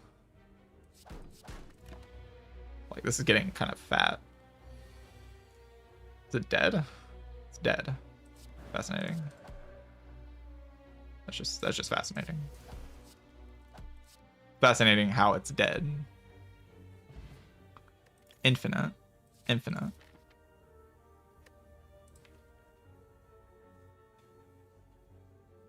Infinite. Juzu Bracelet. I kind of don't want to fight hallway fights. And I kind of win in Act 3, so yeah. Infinite.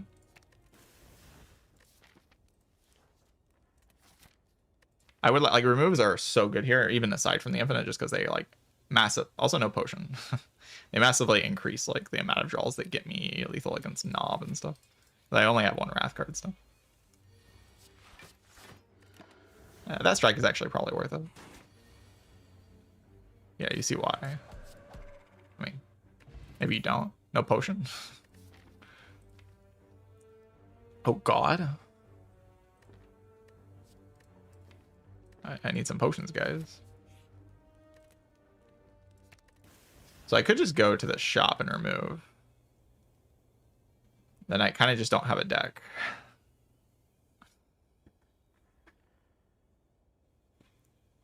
And I do already have Interpiece Rushdown Eruption, right? So like the infinite is just there. If I get enough card removes. I expect that going to the fight and getting like some value in Act 2 is better, but it's probably just fine.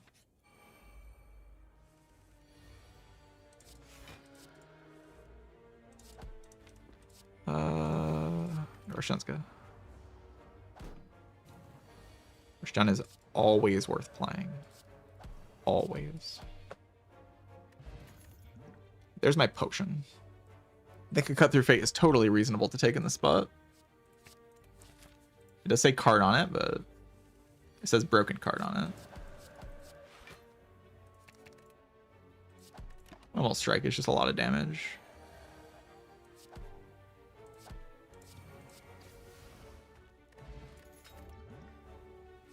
Not need these cards. Dope.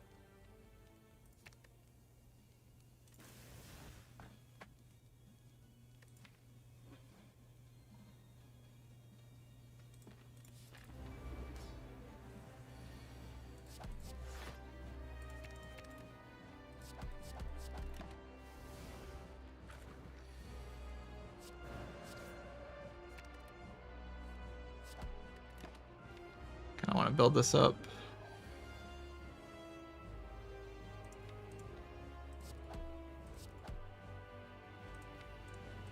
I just want to see cards.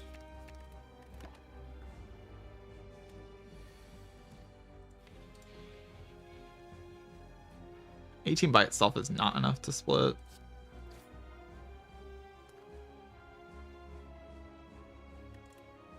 So we're using explosive potion here, I guess.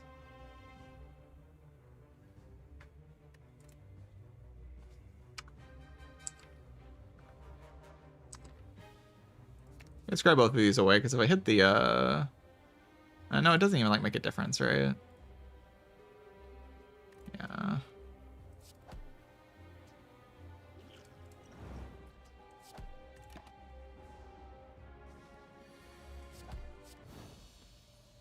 Maybe there's a better line there somewhere. Got a potion back anyway. Alright, Deus Ex Machina. It's like kind of okay, I guess. I already have Inner Peace though. It's like pretty good with the Empty Mind and the Rushdown. It opens up some boss relics for me here. Right, I'm not like kind of pushed into 4 energy to be able to maintain toking. Only toking aggressively for block. It's like barely gonna. But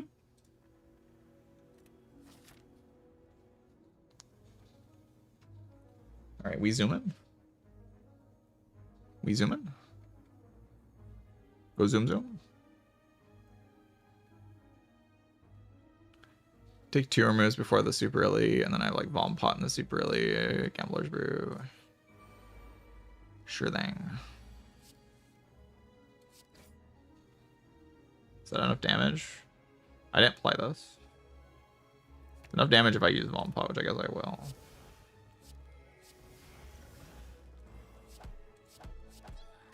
So I don't want to take 22. I have a shop.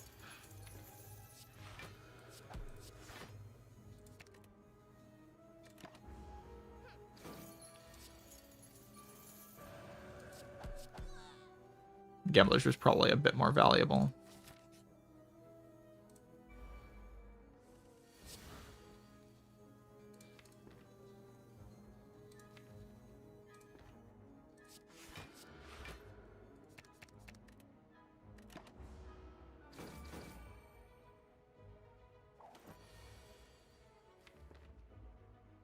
Okay, I would love to kill all of them. I think that's very easy. Is that very easy? Sounds very easy.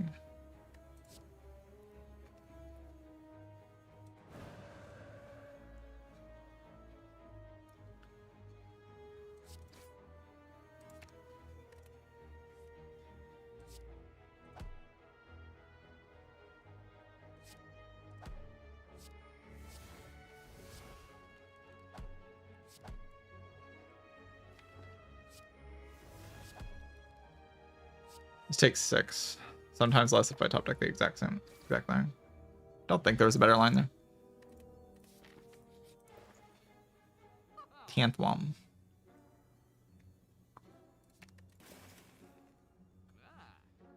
Is Tantrum worth it? A pretty powerful prostrate.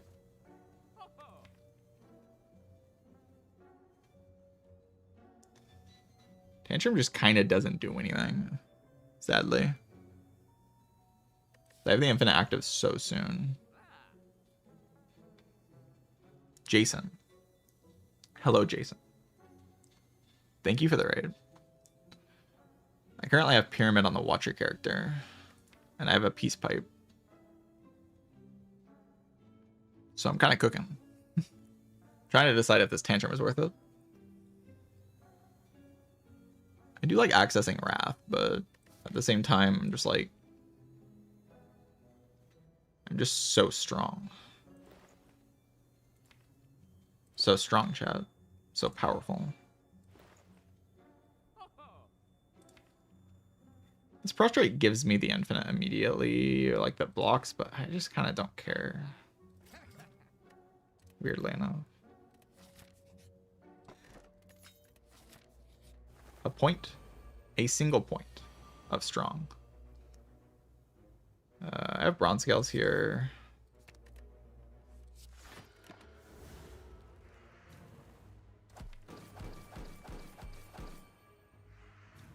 Can decide whether to infinite or frost focus. Then I have as bows and took 16 on spear and shield. And then played cello for 30 minutes. It's been a day.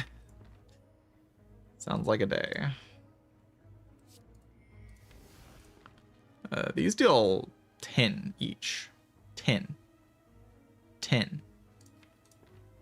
10. 10.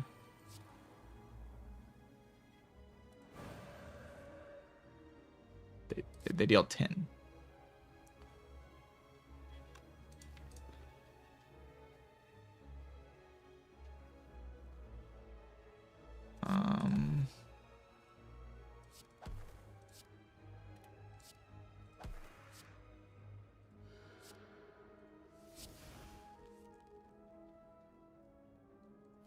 Like no great lines here, sadly.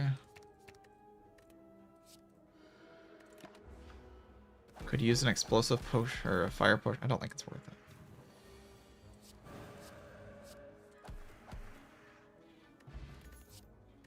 I think Fire Pot's better than second Gambler's Brew, and Toke is obvious. I could argue Windmill Strike is worse than Strike at this point. I think with the Deus Ex I can justify not doing that though. When was it interesting? Like one defrag is not enough to take Inserter.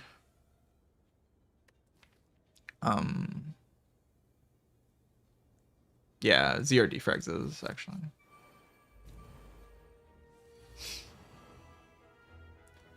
I think I Fire Pot for 7 here. Like enough value, I guess.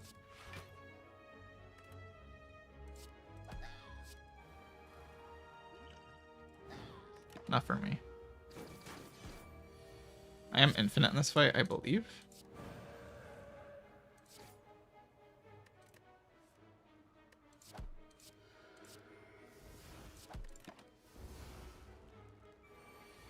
So I have these 2 cards gone, and then I have draw 3, eruption. Not quite. 1 card short.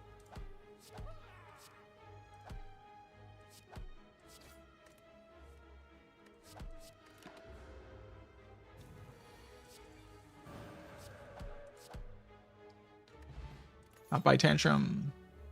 Yeah, I mean Tantrum's just a card. It's kind of weird. Almost Strike is just. I guess it's killing Time Eater if I find no way to block, and then I can block Heart in some like other way. Maybe. It's probably just getting removed at some point. But Shaku's got to be good enough. Juzu Bracelet. Juzu Bracelet. The power of the Juzu Bracelet. Oh my god. It's so good.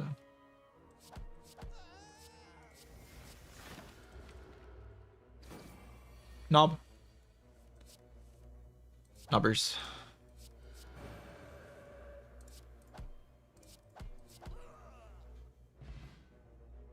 A powerful fight with many rewards. I'm more scared of this guy. I want to kill both of them. I don't really want to get Clog emitted.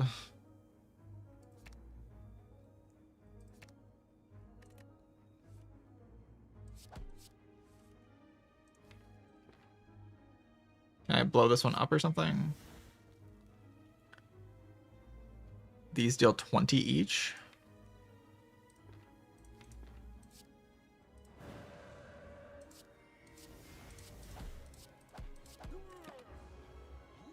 Just like take no wounds and like play Vigi, and then I get play Vigi into this. Block the knobbers.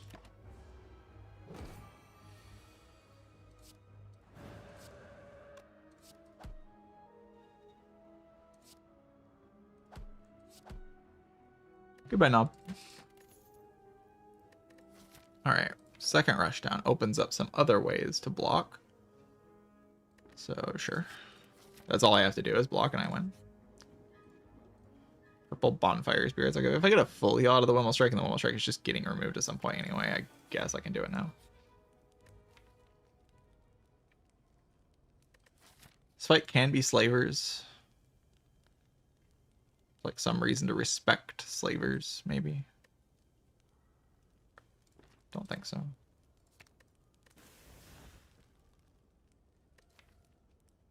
Just like go infinite turn 1 against slavers.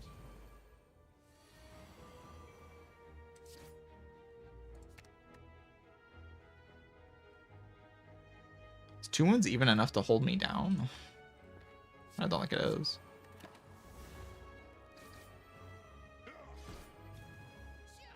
Yeah, I could count, but that's like kind of for nerds, so.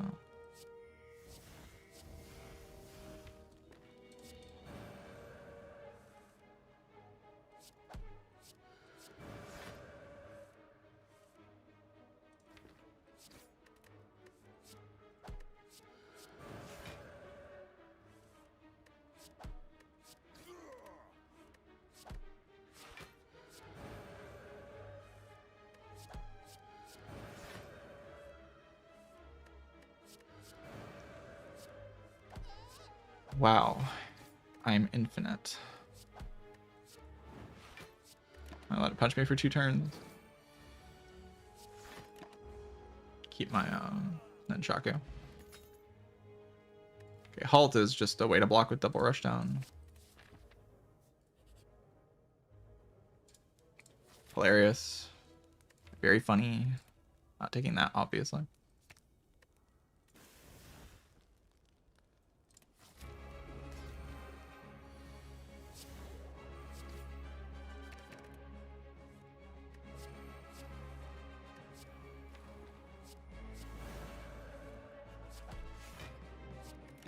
Alright, GG.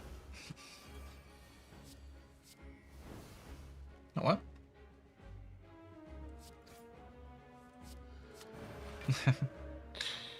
I must have already been in Wrath.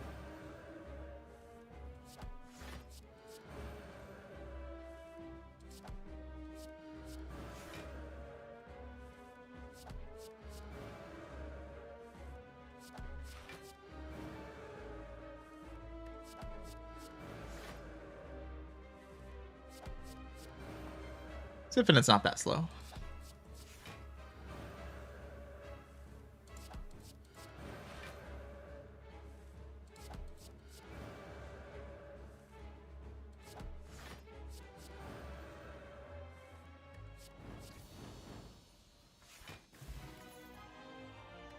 Lesson learned. I mean, it just like gives me rush down upgrades, but I kind of already have those at Deus Ex. Gives me more freedom with my removals, I guess. I don't know. Gives me something to do. It's probably the main thing. But it does.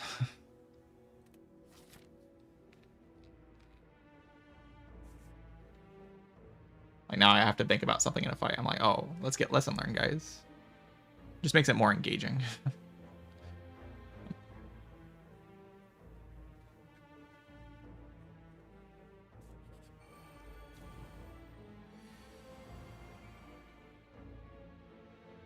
For the greatest. The Spiker of Evil.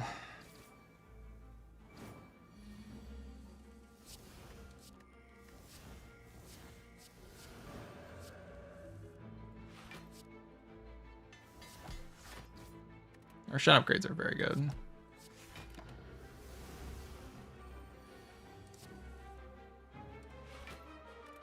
I should have scribed that away. It's fine though. It actually just blocks for enough.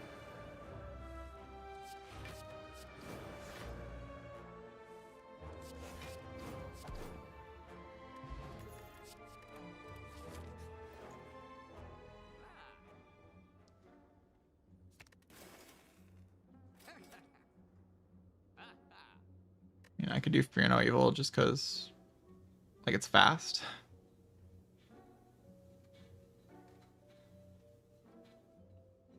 It's fast. Time save.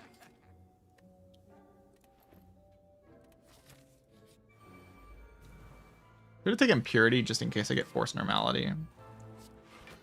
I don't think that's super necessary.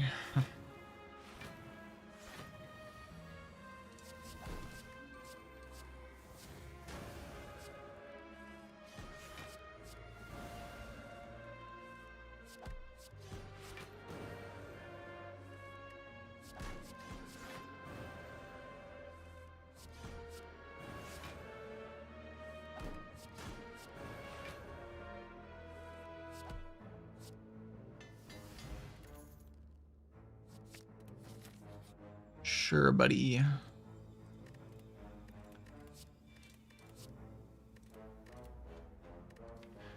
Now we can remove the halt. Yeah, nice halt, but now we can remove it. Yeah. Extra remove target. Giga.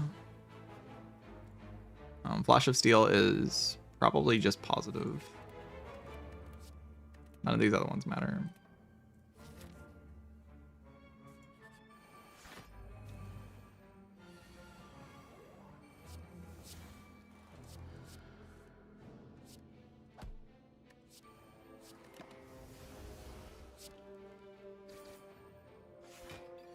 Get in there, Helix. Drogulus. Hello.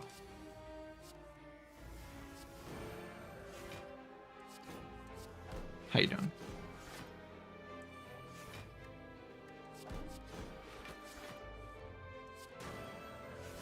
Die.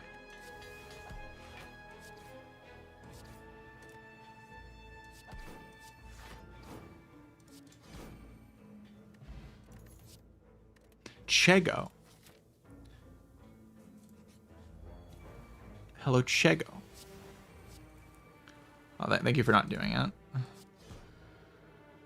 Keep the lesson learned for like 5 HP. I don't really care. Everything's gonna get upgraded anyway. Don't do it. Okay, thank you.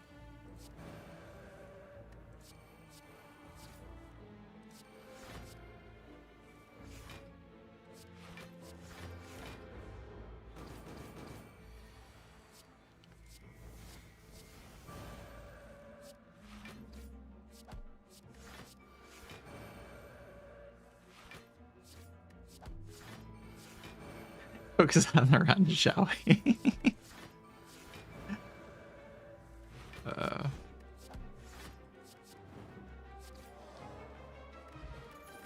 Big. I mean, hopefully not big. Hopefully I don't get big from that one. That would be kind of sad. So, protection against falling. I can lose any power, which is always true.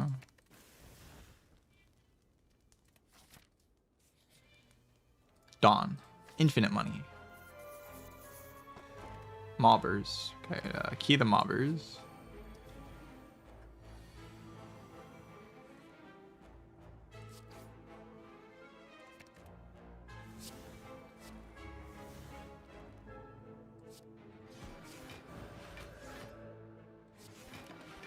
I think I can get my lesson learned in this fight. Yeah, we're good.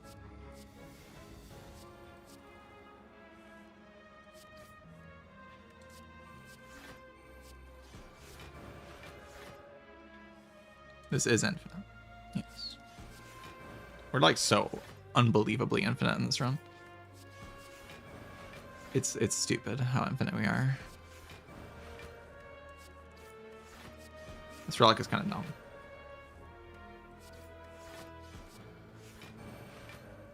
Would you like a super empty cage on the Watcher character? That's right, a super empty cage.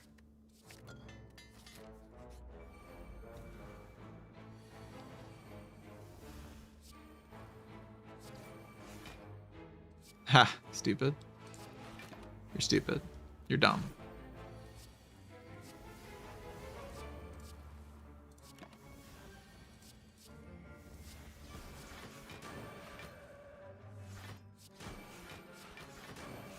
Infinite +1. It's true. So the infinite, yeah, this is why we take the Fear No Evil. Look at it. Bwam.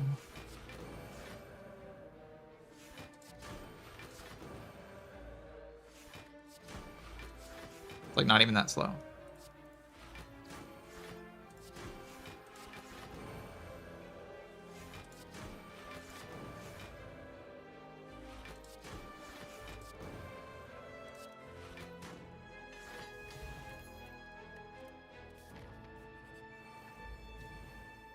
Two spikers? Is that even allowed?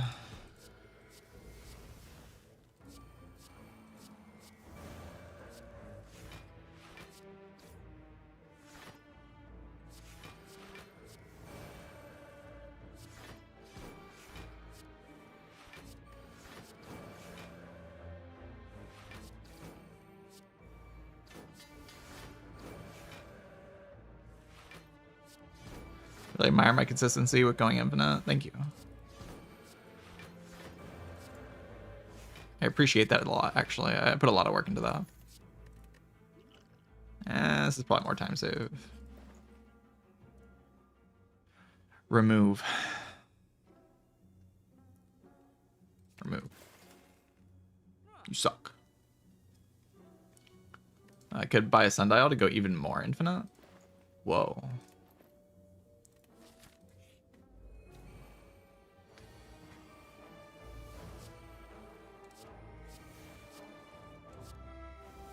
It's doing it. I don't think it matters though.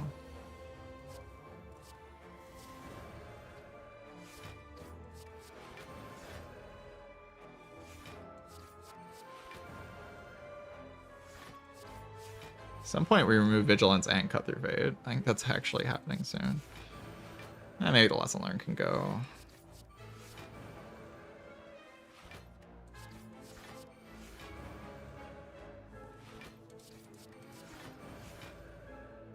Congrats on partner.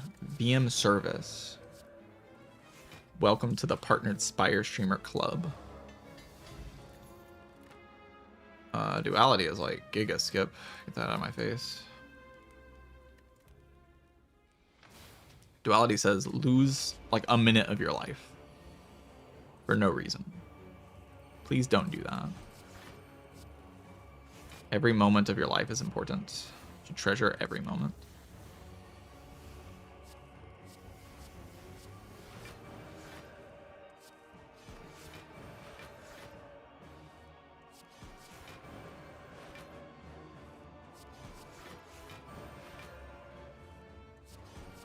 Kill.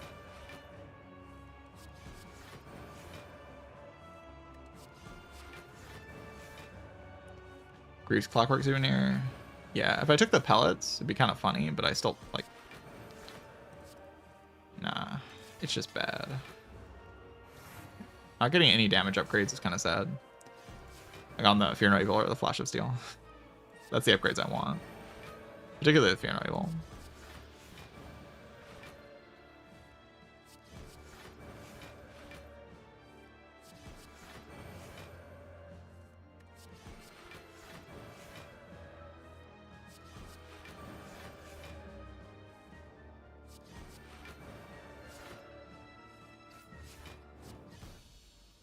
Alright, hopefully I don't get Time Eater or we're gonna die.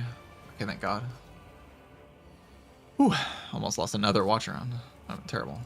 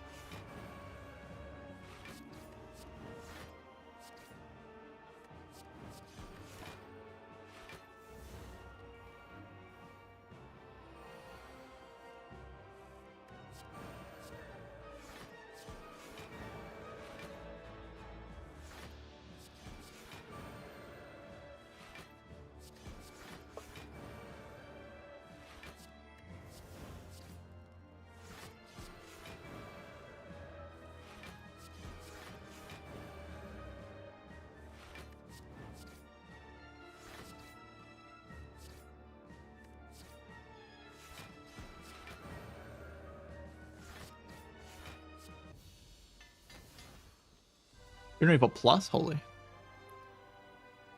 Giga.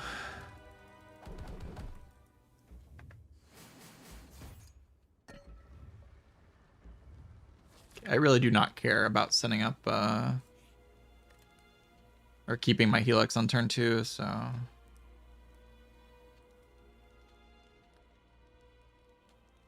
you can't just be vigilant.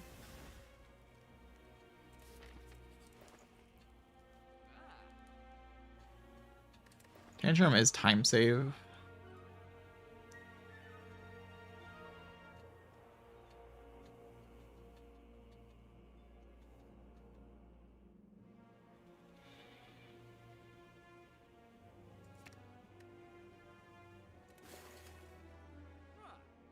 Watcher is such a strange character.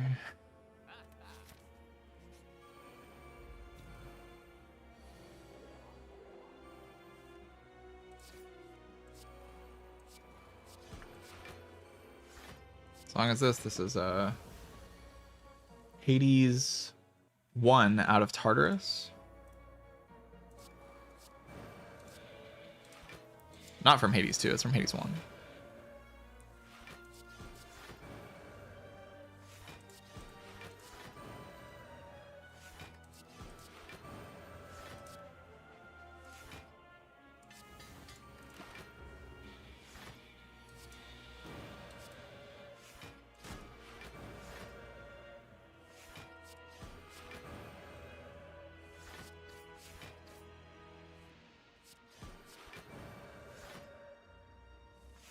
Tantrum saves time. Tantrum just does more damage than Eruption. And I have a point of strength, so it does a lot more damage than Eruption. So, like, I'm playing Eruption in the loop. I would just replace it with Tantrum and I get more damage.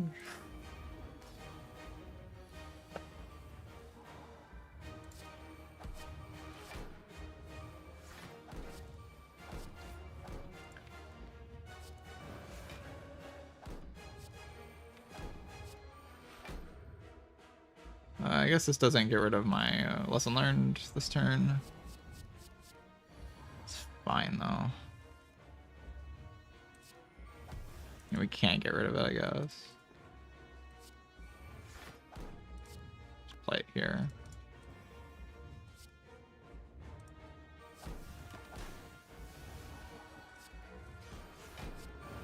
Alright, GG.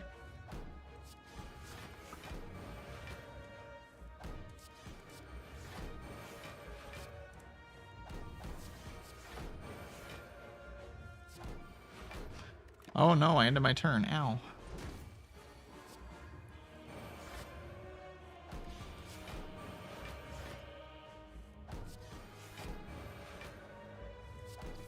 Kill all here is so impatient, chat member.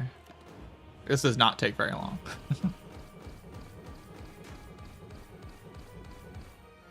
Can't be that impatient, can you?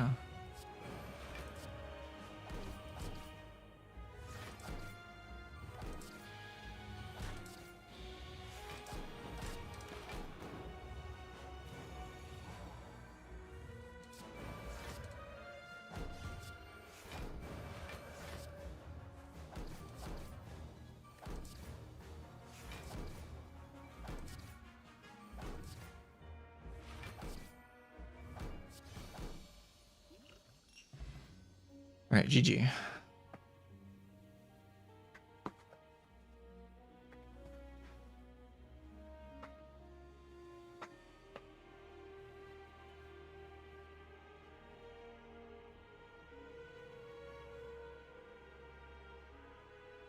And then Chaku set up for the brain, yeah. This deck is kind of good. I would tell you that this deck is pretty good. One of the good decks ever.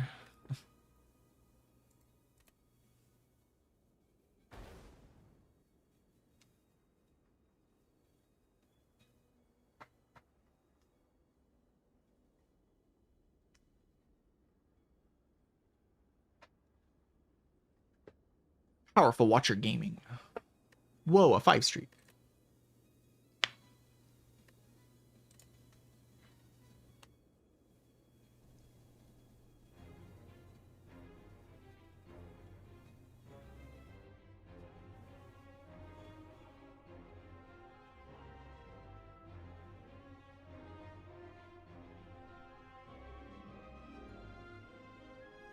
do believe it is time for another break before we play Clad. Go get some water.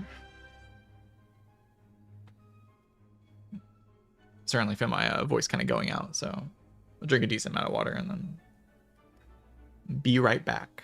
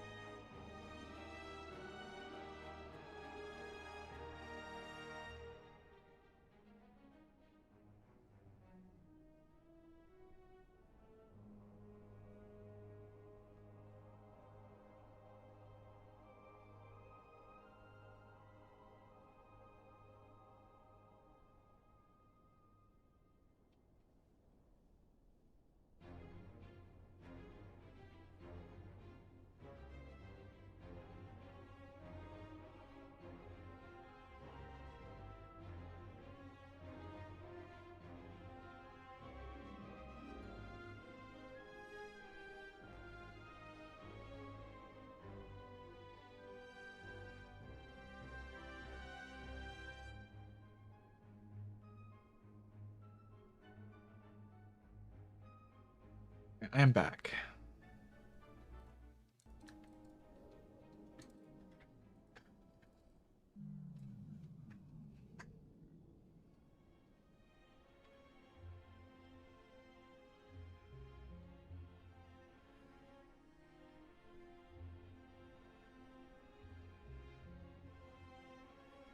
It's time for the Ironclad. Ironclad after Watcher, sometimes a dangerous game to play. I mean, I don't even care what the map is.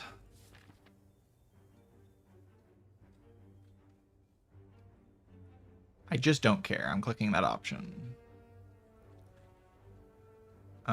This one's pretty good.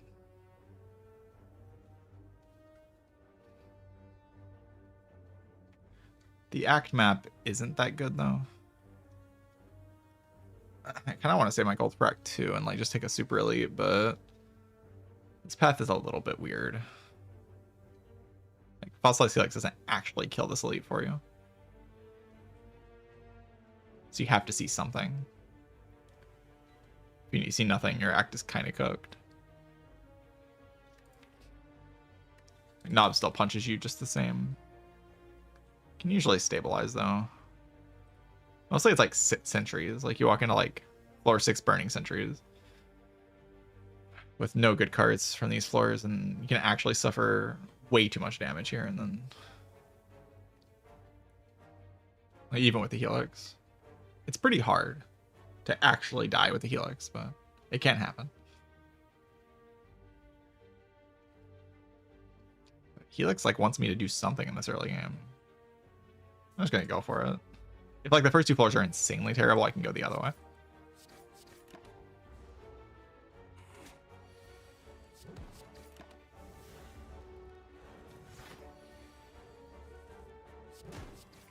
If I'm just getting absolutely obliterated, I can go the other way.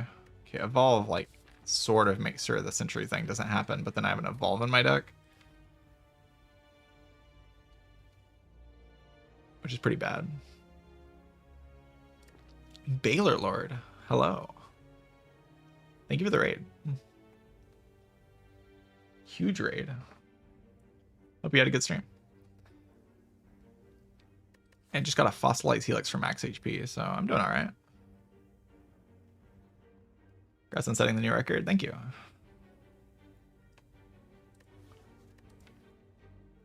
$30 is like the next milestone past year 20. So we finally got to the next 10 barrier. Pretty exciting stuff. Next up is 40.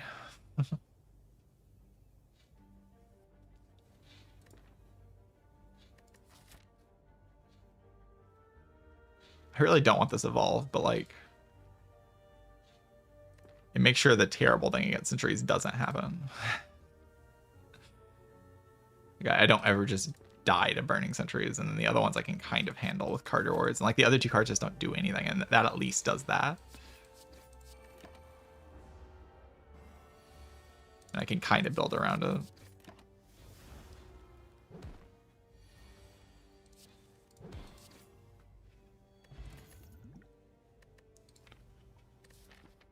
Duplication potion. We're running in for sure. I take a ghostly armor. Don't really want to block when I have this kind of situation. It's pronounced Knave. It's a Knave Greed. That's how you pronounce my name.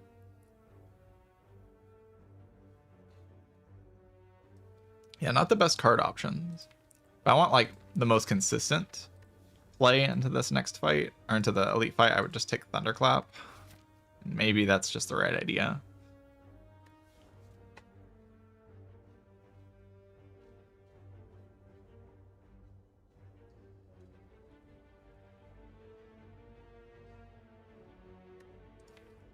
Then I can do like some Thunderclap into dupe any attack. Dupe Thunderclap in sentries is an idea suddenly. For just like clearing artifact and dealing a lot of damage on a turn. I think I slightly prefer this over Ghostly. I don't like either one, but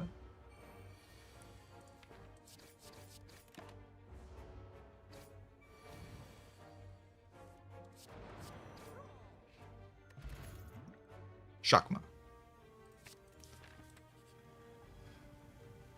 Take the punch? With the Heart of Iron? Absolutely, right?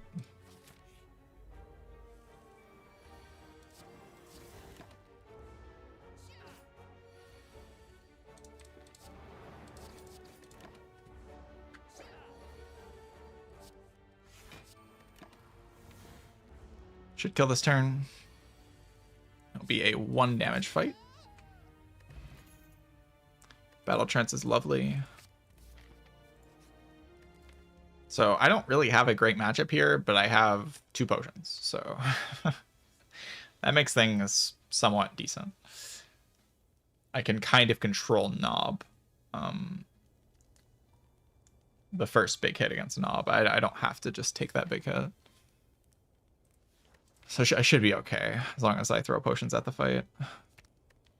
think I like Shockwave upgrade here.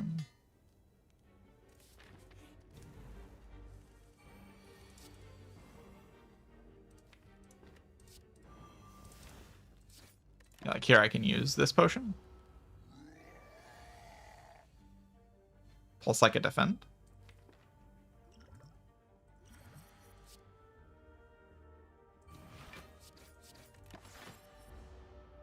And that blocks against this hit, I guess. And there's potential dupe bash next turn. Or just take the hit. That's also fine. I definitely don't want to dupe anything if I'm taking this hit. And this is like the point of the Shockwave upgrade. It was exactly for this situation against Nob where I'm still taking a hit on this turn. But I'm not even taking that much damage. Is it guaranteed? It's not actually guaranteed. I draw 2 and then 5. I need to draw... Let me just play this straight.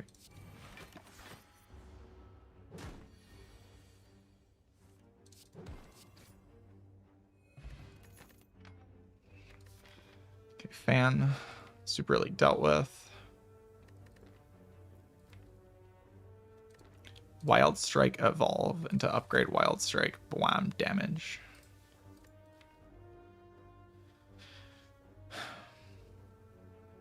That sounds great. I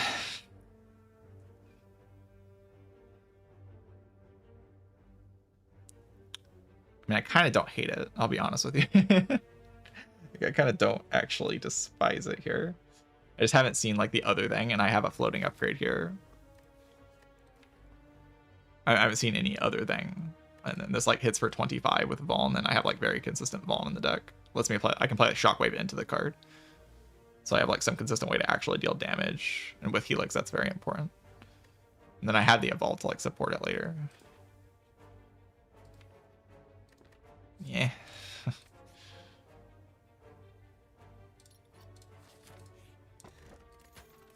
Puzzle is very good.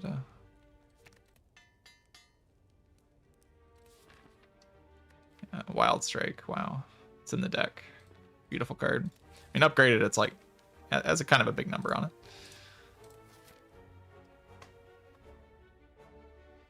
Okay, so I just want the option to take the campfire or not take the campfire after this fight, I think. Probably keep my Helix. Potential dupe pot is like a thing on this guy with the Wild Strike.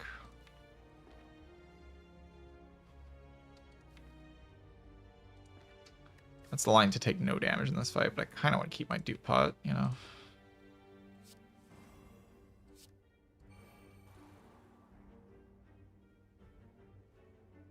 I think I just take 10.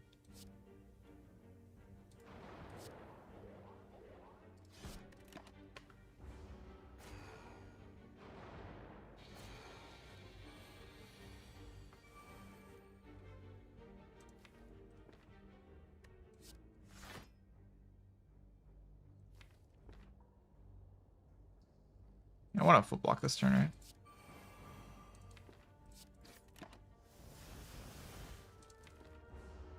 Then I want to play 3 attacks next turn, or depends on what I draw.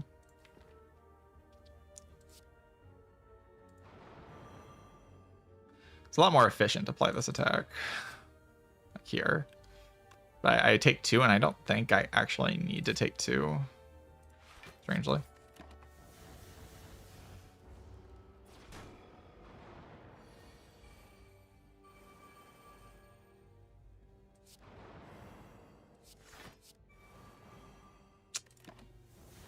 Maybe I did.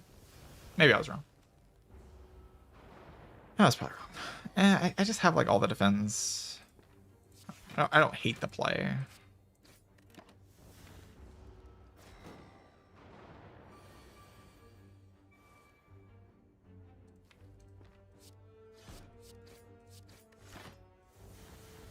But yeah, I think I did take 2 more damage than I could have in this fight.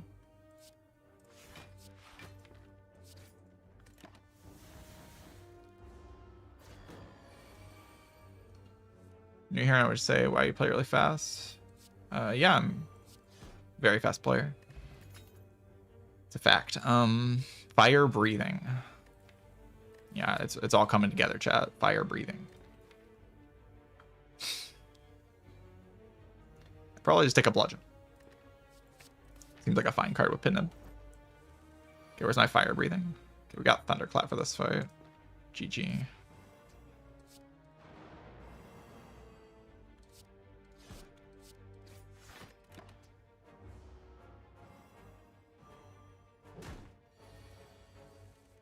Thunderclap is good in this fight.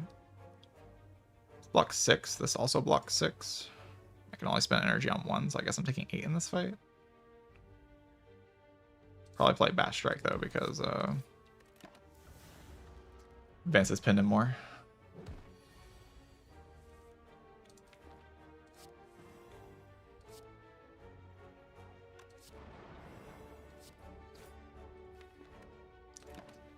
Slow it down when I need to. This is true. If I feel the need to slow it down, I will. But if I don't, I won't. Getting Bludgeon upgraded is pretty cool. And then Pinib into the Guardian is also kind of useful. You can also rest into the Guardian, which I don't hate.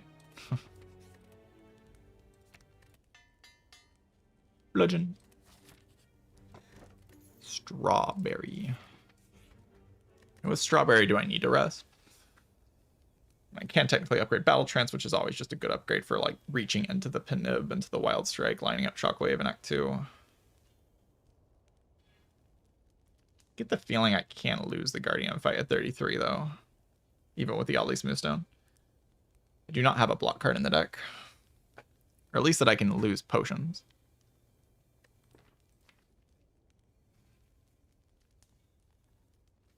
The damage is pretty fast.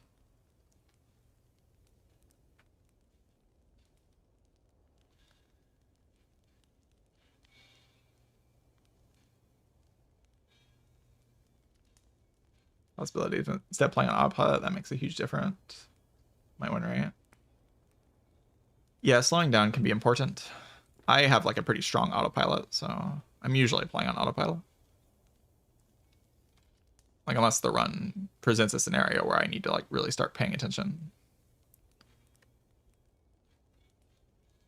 This deck is kind of strange. Not really sure what I should do here.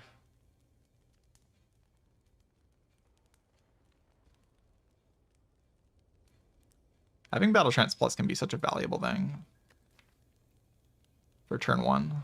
Just like reaching into these cards to kill things.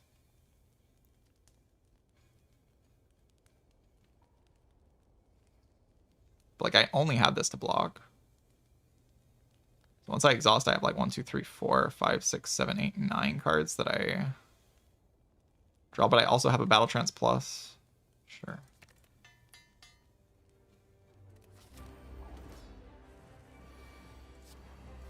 Okay, wait till next turn. I think I will wait for the bludgeon. Like a billion damage. Drawing through this, how is it? It's fine to just play this.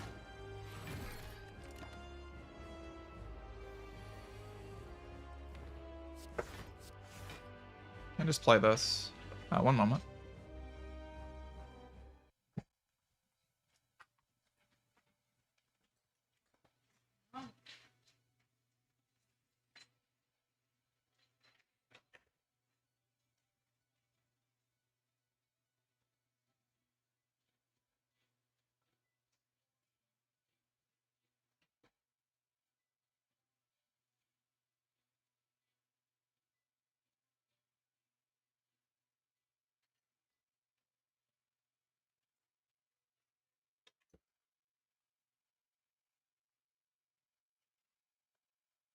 All right, sorry about that. My sister got home from work. Do I play Wild Strike here? It's a lot of damage. I feel like I'm in a little bit of a damage race with the Guardian here. If I draw any defend here, it's very good. I drew 2 defense. That's even better than good. I'm just like absolutely annihilating this guy. Just play Bludgeon. You can also play this, but just play Bludgeon. Still have not lost my Helix.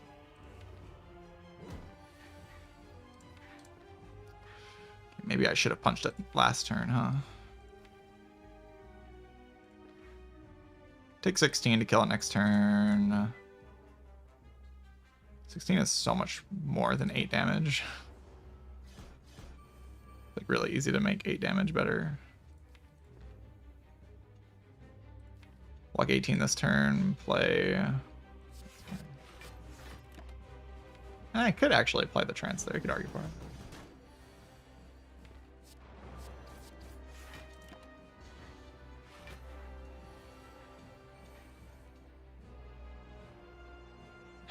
This was avoidable. This was definitely avoidable. Well, is what it is. At least it gives me like kind of a pinned set up into the next act. Wait, that doesn't even kill. Oh my god.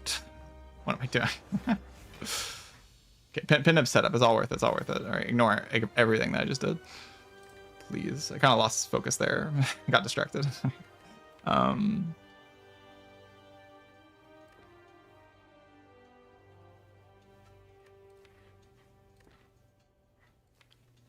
It's all good. The pinnib is worth it. Right, Chad? Right? The pinnib is worth it. Okay, we get a P-box. That's like very strong. Yeah, that's very good. Holy crap. What? I am the barricade. Entrench build. I get a second wind as well, which is incredible. Bloodletting with like... I mean, Bloodletting's insane. Heavy Blade is the worst card, but like... okay. Sure. That is certainly a P-box. The second wind is so good. The second wind, like with the Evolve, combined with the Immolate and Wild Strike. I just remove this card, I think. And then we like start upgrading Entrenches and Barricade and Bloodletting. Combos just come together really fast. I want to go to a shop. Bonk. It's kind of interesting. Probably do bonk.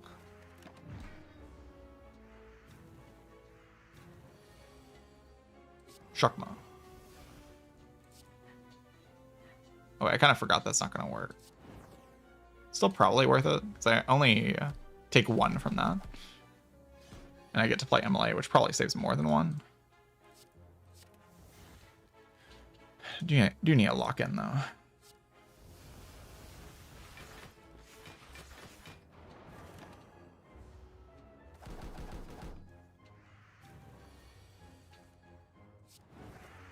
I could have played the Wild Strike first. Havoc plus. Yes. No.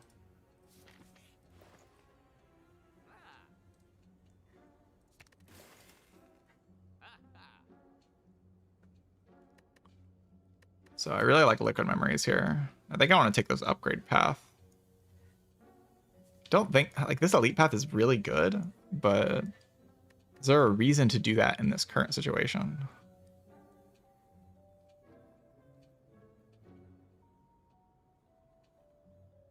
Like when I just kind of win the game. If I mean, we'll see what I find in the events.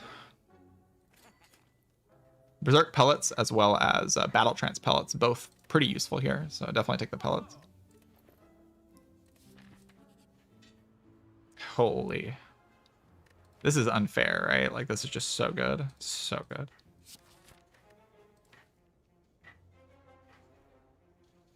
Getting free turns from 1 energy here is actually just nasty.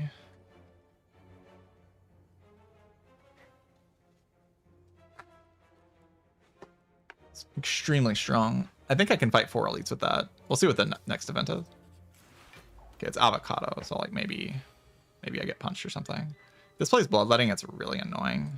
Plays anything else, it's good, but I don't want to deal with it playing Bloodletting. Do I play Barricade here and take 7? So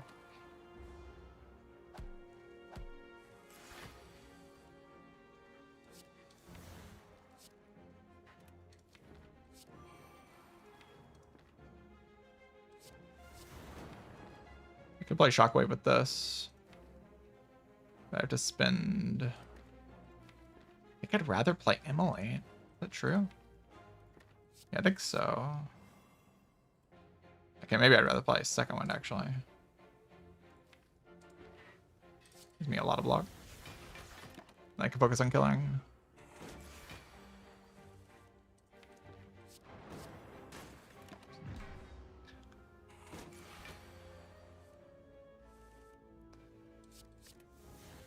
You can immediately see how good the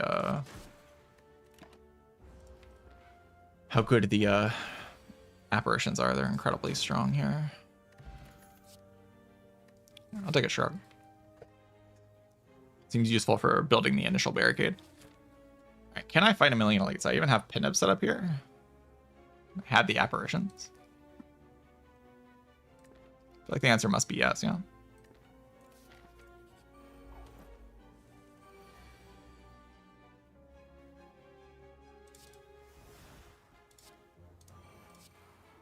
Play this to get rid of the downside. Then I lose pinup. I think that's fine.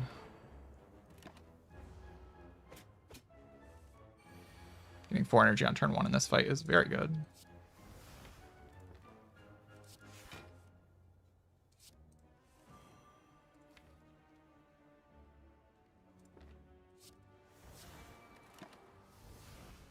Can just go barricade next turn. Also greater than power. It's very good in 2 of the elite fights.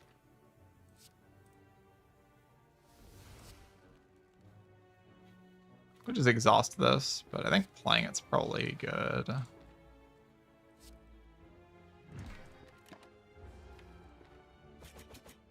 This is like kind of becoming difficult.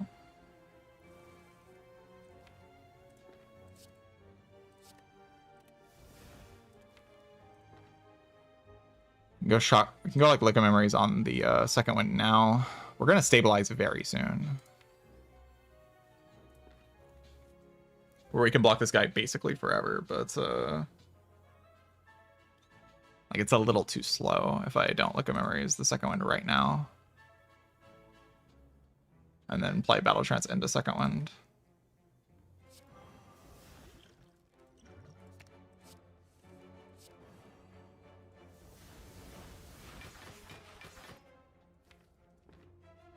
I kind of don't want to play this because I need to draw second one next turn.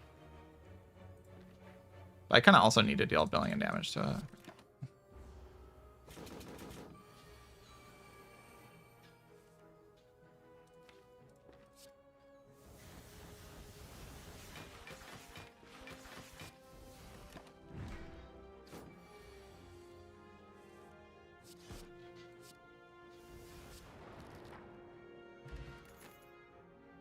Jagu is definitely useful.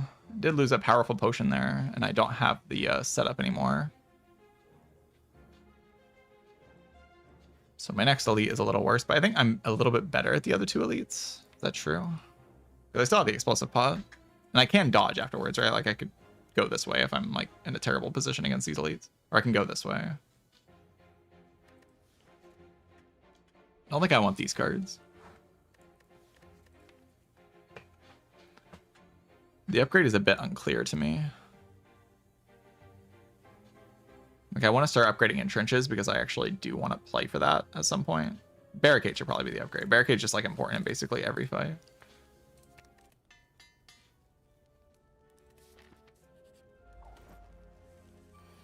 Like no fight where barricade is irrelevant. This can be Berserk, second wind Immolate. Take 14 in that line. The energy is probably more valuable than the evolve.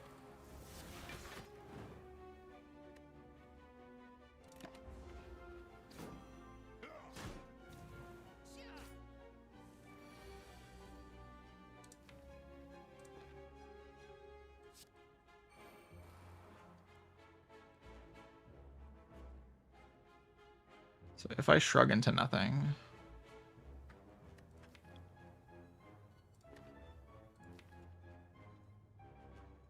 it's really quite bad.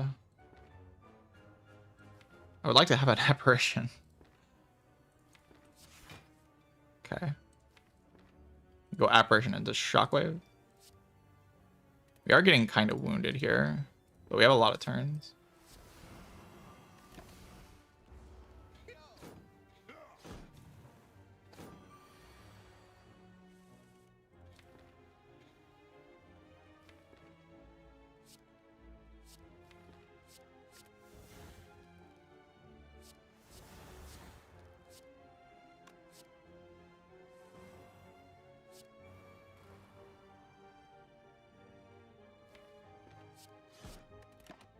So I'd like to play 2 more attack.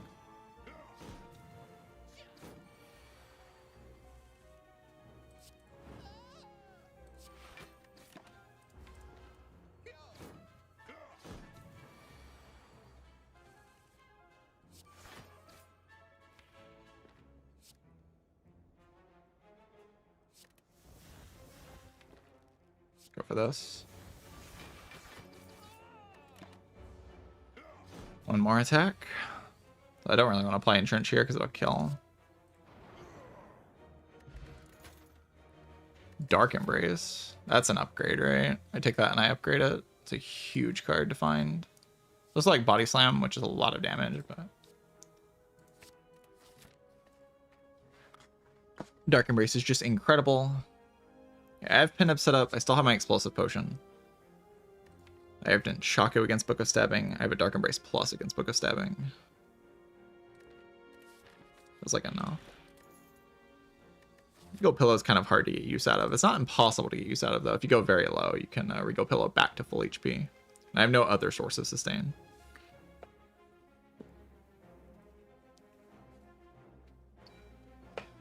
Fire Breathing. Fire Breathing is a weird card, because even in this situation where it looks like it would be kind of solid,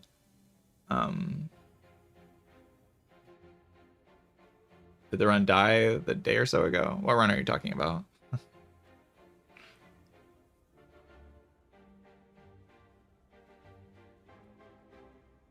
Because the run that died did not seem doomed, so you're probably not talking about the run that actually lost the streak. So I run those in a tough spot with Watcher? Okay. Well, it was the Watcher run that died.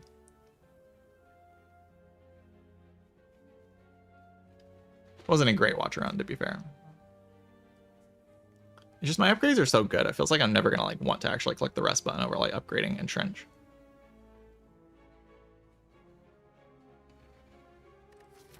Ever die to these elites? I think the answer must be no.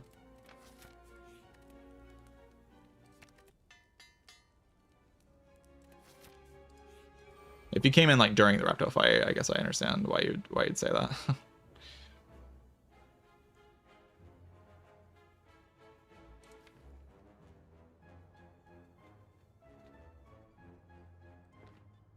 Very reasonable potential to just get absolutely obliterated next turn.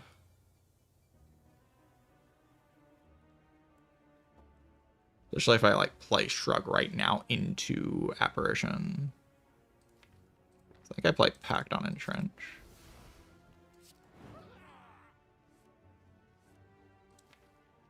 Let me just deploy the Shockwave.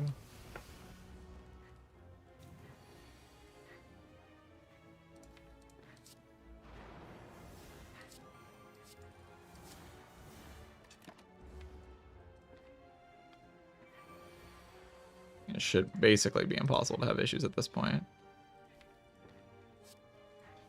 I guess I could have played Dark Embrace Apparition first.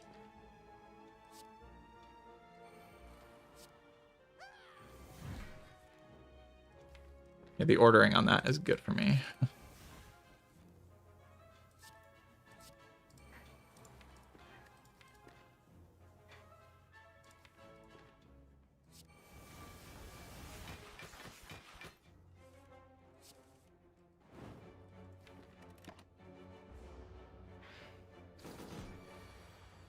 During Repto, I died in Book of Stabbing. Probably was the Book of Stabbing fight that you saw me play. Well, this fight was disgusting. Just a nasty fight.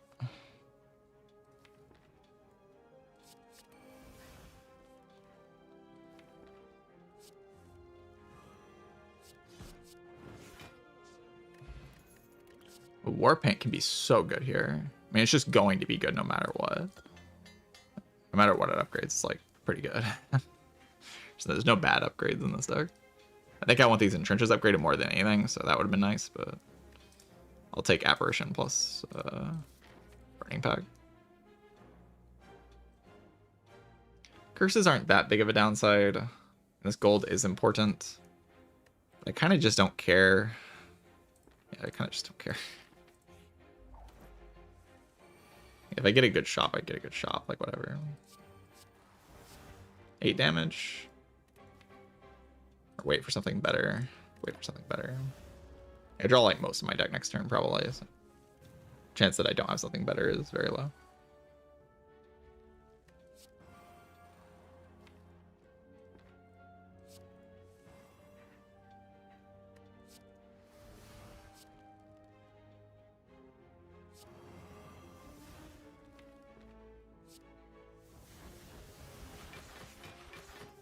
I forgot that can happen.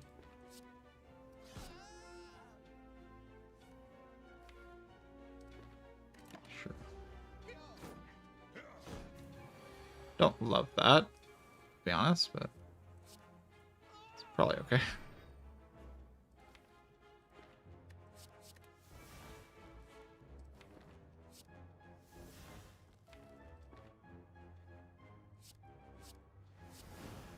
Bad order there, whatever. I full heal next floor anyway, like it's not at all relevant what I do in this fight. Trigger plus, yes. Go infinite with dropkick. Whoa, infinite. I like don't care about that. Care way more about just like upgrading entrench. And doing the entrench thing as fast as I can in fights.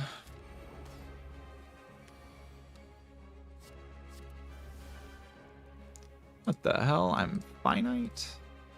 Can't believe this nonsense. I'll play Barricade here, so I'm gonna play Barricade. It's just what's going to happen.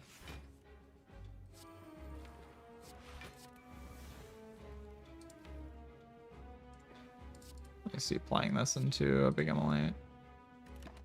I do waste energy, but this MLA is like so good. It does so much.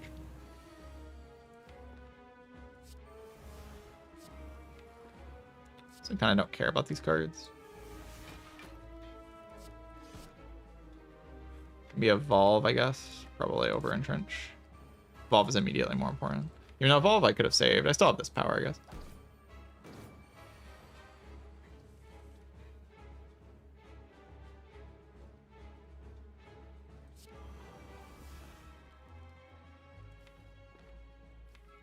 Bludgeon is my damage, but Wild Strike is like just as good.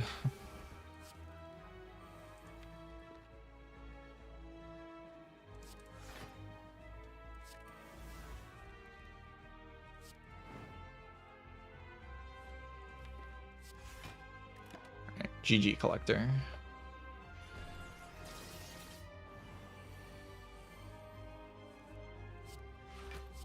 My build has come together. You're hopeless.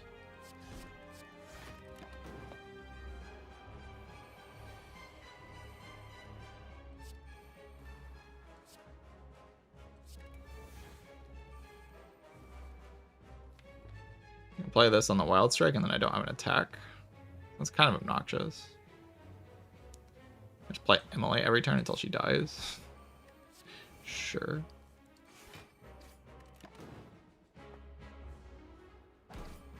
I guess she can also... I could also just never play an attack again, right? Yeah, that's also an option.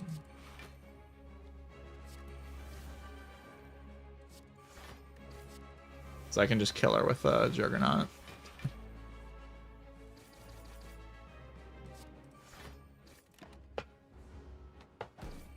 And that lets me keep my pin nib. Does that sound fun? No.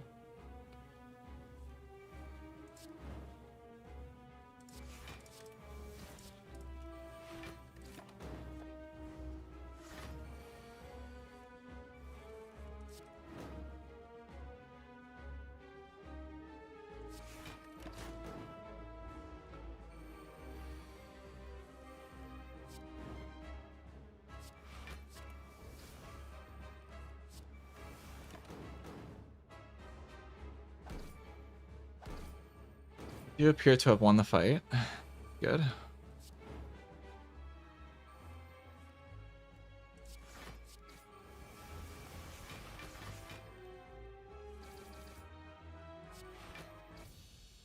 I didn't even gain block there. Is Juggernaut lying? Juggernaut says whenever you gain block. Whenever you gain block. What? I gained 0 block there and I gain what? Is the game broken or something? Alright, so what I'm currently doing already wins the game. This combination of cards just kind of does the job. So I don't need to start like doing demon form or reaper things. As long as I set up the combo that I have in the deck right now, I just win.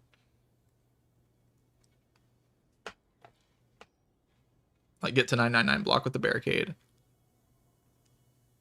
Play bludgeon until the heart dies. So I don't think I care about these cards. I was wondering what would happen if I see Snecko. Dome is just free energy, kinda. You just play the apps if you see them, I guess. Crown is entirely free. I guess you don't see Feel No Pain or Offering. I don't care that much about that, though.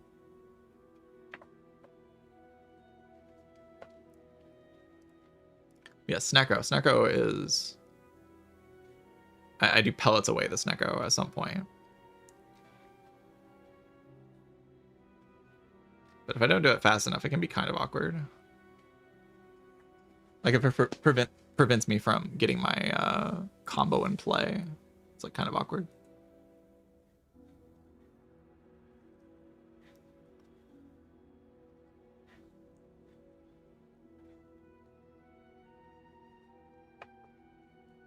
Yeah, power through would of course be good. That goes without saying. There's a argument against Crown. It's just that I don't actually need power through is the thing. Like, the deck just kind of wins. So it's just a question of how valuable is seeing what the enemy is doing. Seeing what the enemy is doing basically only tells me when to play Apparition, and I can just play the apps. Like by the time the apps are gone, I already have the barricade thing set up, right? Can tell me when to potion sometimes, but I think the deck is just kind of too strong. I think the deck is kind of too strong, which is also a reason why the Crown is fine. Like it's just one of those choices that probably doesn't matter. I wonder which one's higher win rate though. I could see it being the Crown. It just doesn't matter, but see a world where Crown is like a little bit better.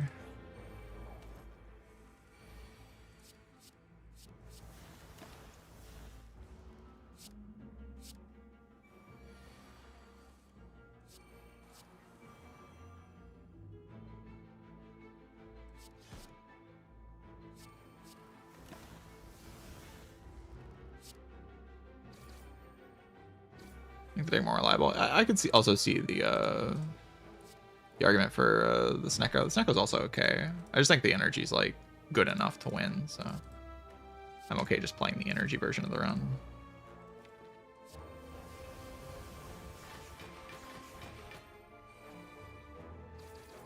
The deck gets a lot done with very little, so adding energy is very good.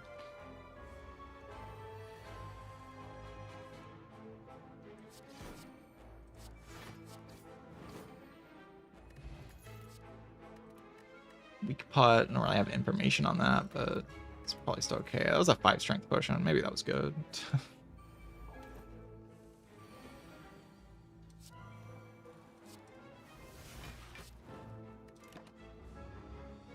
I do lose my Helix.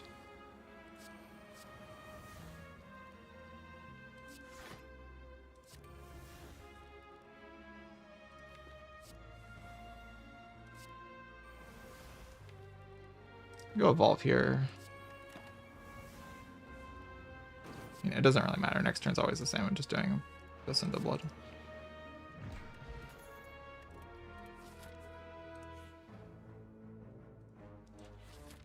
Money.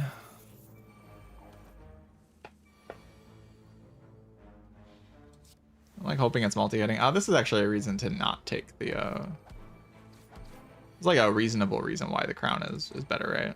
Like this actually makes sense.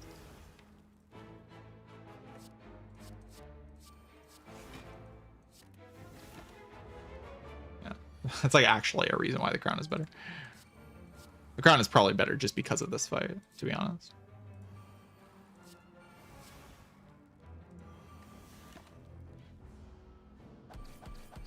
Because the chance I get cursed in this fight is like actually fairly high. So, what?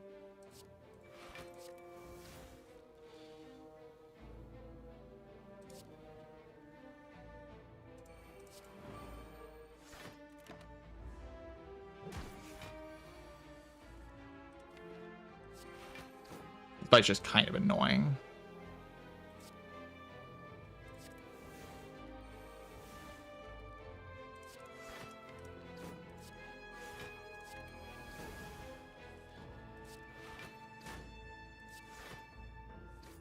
Of course, I get in the same state again every fight. I just hope I don't fight two of these. I need to try to avoid fighting two of these. I do not want double curves. It sounds extremely obnoxious.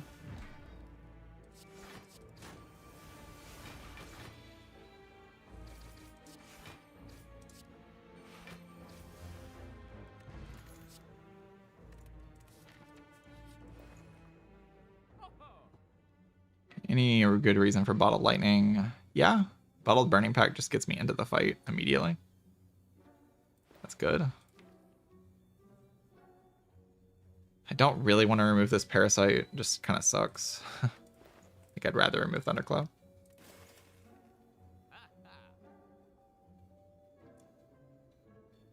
Yeah, bottle lightning is hitting exactly burning pact, I think, just to draw 3 on turn 1.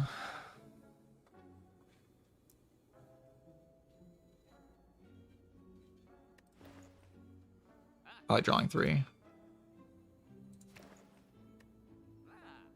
Just need to get into the fight and I win. The only way I like lose fights is if I get stuck where I can't enter the fight. Okay. I think I will burning pact here. I'm happy enough with like app barricade.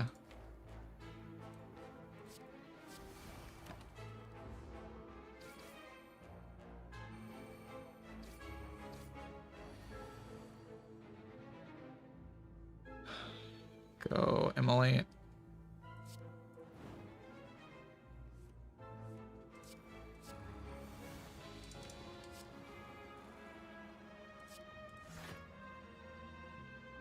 Play that this turn.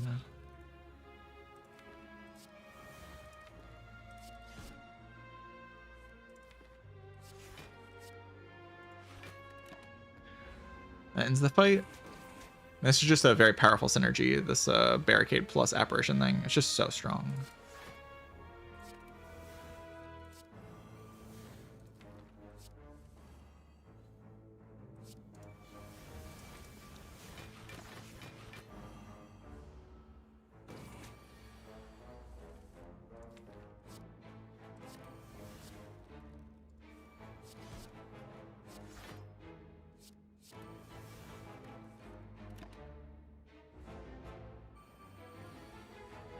Six more heart kills. Yeah, you know I got this.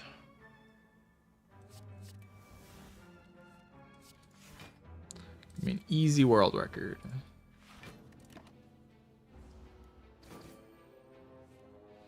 So I could sit here and wait until she dies to thorns, or I can just, you know, not do that.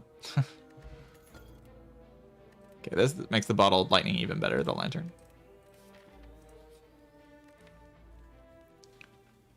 Okay, in terms of upgrades, there's Evolve, which can be immediately powerful with the Wild Strike.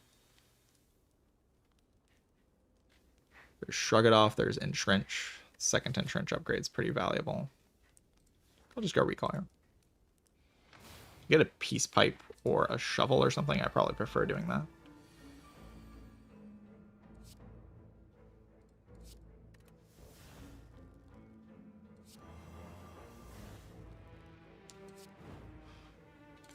Happy enough doing this.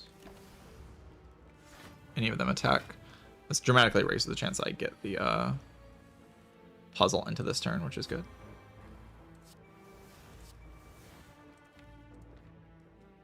I'll just play Evolve here. I can't take more damage than it's worth, though. So I think I'll play... I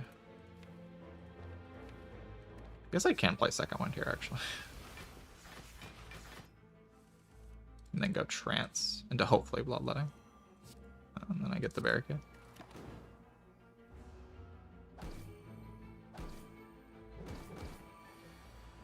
Not that it really matters.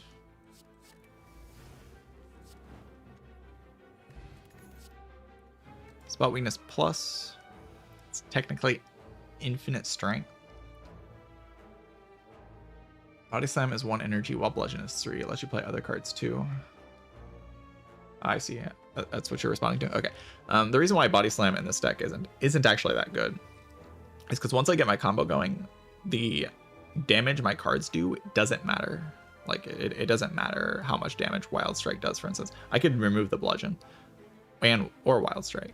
Like as long as I have an attack, I just play that attack twice a turn. I play like Immolate, Burning Pact on a burn into Immolate again, and that will kill the heart before the heart ever does 999 damage to my block. So like adding attacks just gets in the way of the combo that makes you invincible. Gets rid of in the way of these cards, which make you invincible. So you don't want to add, like, that's why I'm not adding this, because even though it's infinite damage, it gets in the way of the actual stuff that wins me the fight immediately. Ink Bottle is very good for that same reason. Any card draw that draws me into the cards that win me the fight immediately, it's very, very, very good. I don't need to take Puzzle in this fight. This guy gives me way too much time to set up. Fine with any of these cards. Can play Apparition here. Can also just deploy Shockwave. Can also just play like Truga into Entrench, which is probably the best line. Just to get that block.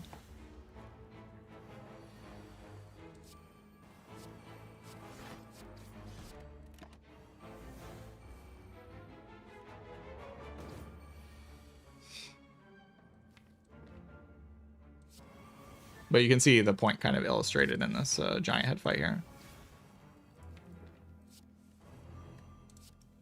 Where like, I just don't care about how much damage like this does. This can be a Body Slam that does 148 damage, or a Wild Strike that does however much. It's irrelevant. They're the same card, because as soon as I get into this state, I win the fight anyway. Once I have enough block for Body Slam to be good, I already won the fight. Basically. With any attack, as long as it does damage.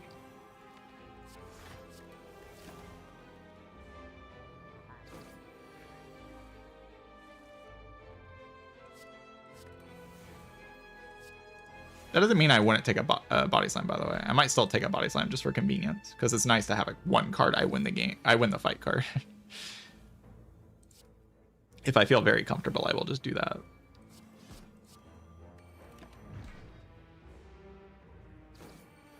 But you can kind of see I just have enough damage once I get into this state.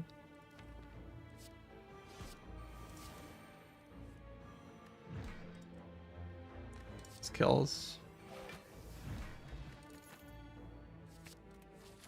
And that's like, this is the reason why Crown isn't as good, is because this card is very good.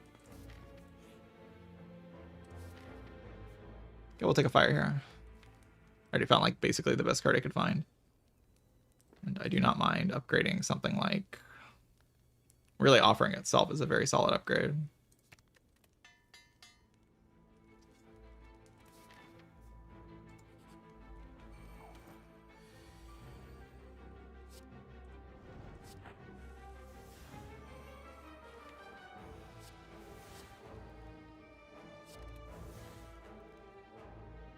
That takes Puzzle. That's probably good enough, right? If I see the Barricade, yeah, I'll play the Barricade.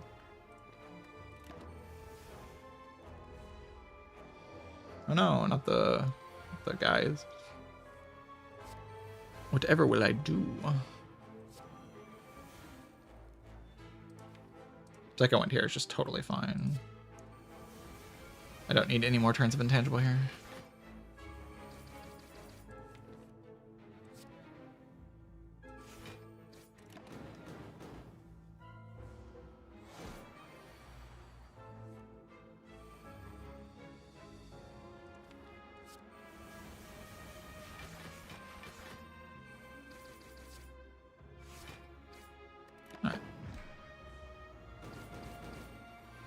Yeah, that's the principle of a run like this. Is that I'm very powerful. That's the principle.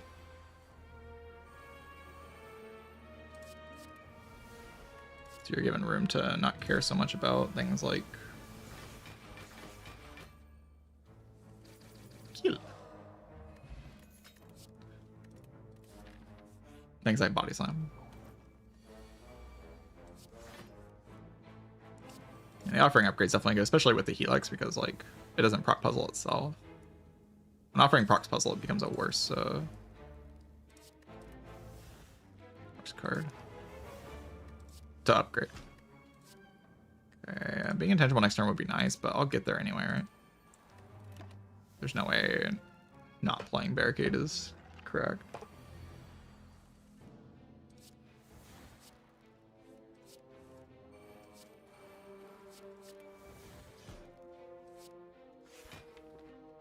Just get rid of all these cards. It's a threat to this run. If I play properly, there is no threat to this run.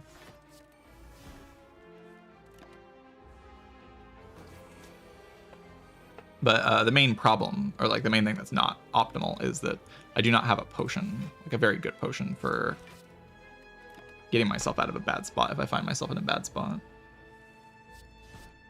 That is a bit of an issue.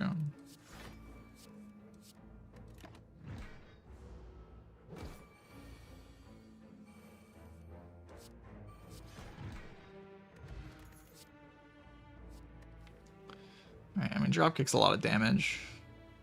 Still no real reason for it. Here's the body slam. I kind of have a floating upgrade, so I could just take this body slam and upgrade it for convenience if I'm super confident in my ability to win here. The card is just bad, though. But it's kind of...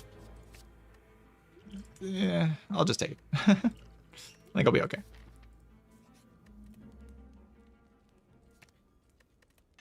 But it is bad. Which is very fast. I like fast.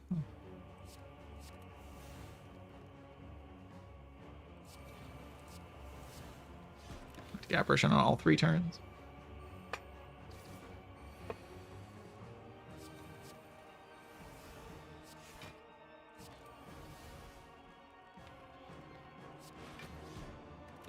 Second one there is fine.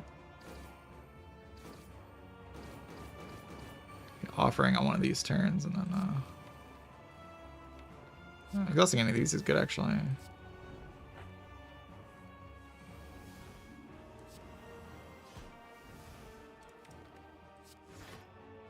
All of these cards are not important.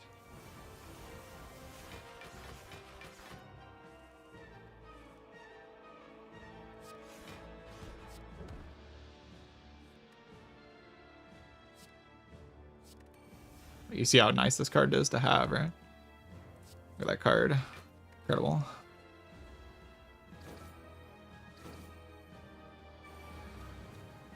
Like Noxious Fumes Plus, exactly. Exactly. You get it.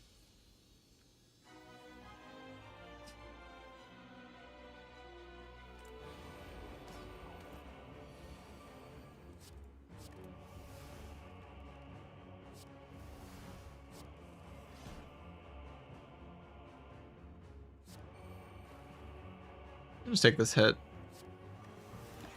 Waste the ink bottle, but like I don't care that much. I just want to play my Barricade.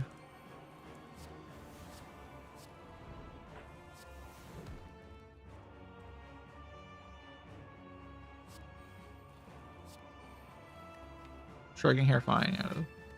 I don't like these cards are nice to have in the redraw, but I don't actually need them. I just reshuffle so quickly.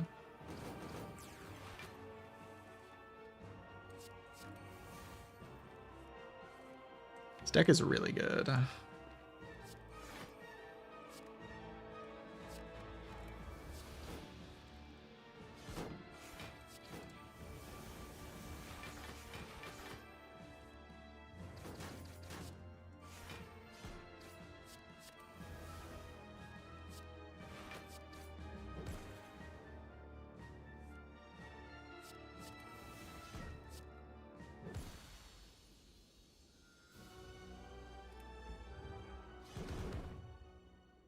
You see how nice the body slam is to have.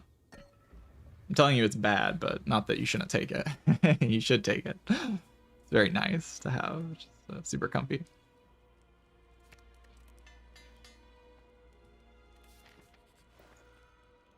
Oh no, not Dead Branch. Okay, Gambler's Brew is the very obvious thing.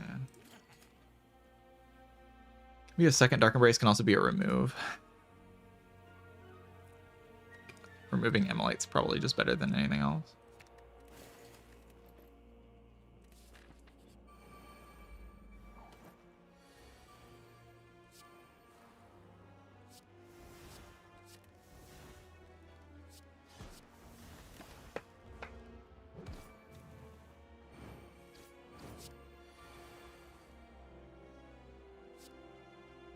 Yeah, actually I probably just don't even play that card, huh?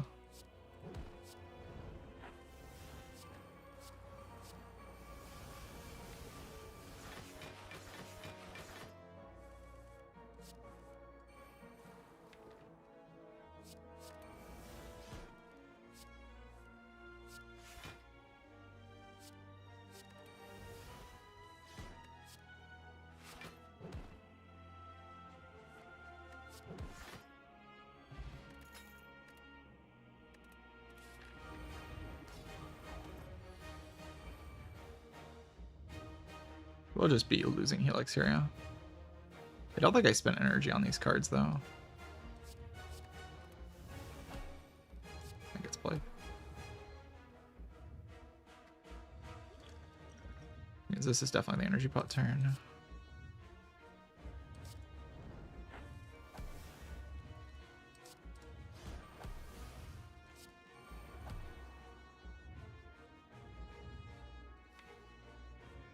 Played an attack yet?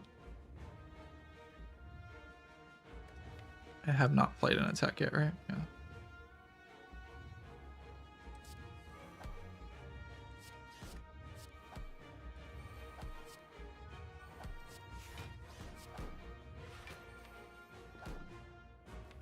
I only need one app here.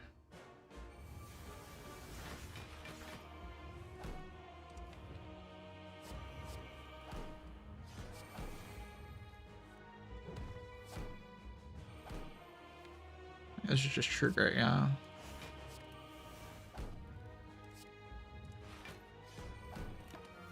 GG.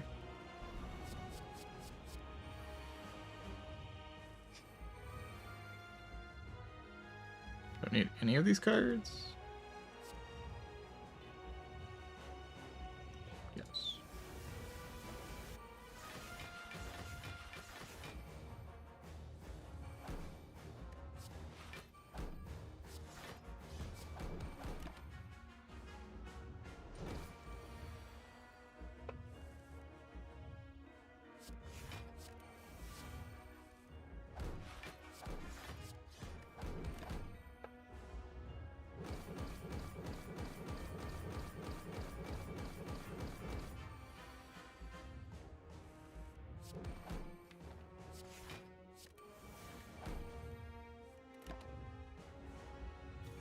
All right. Nice run. GG.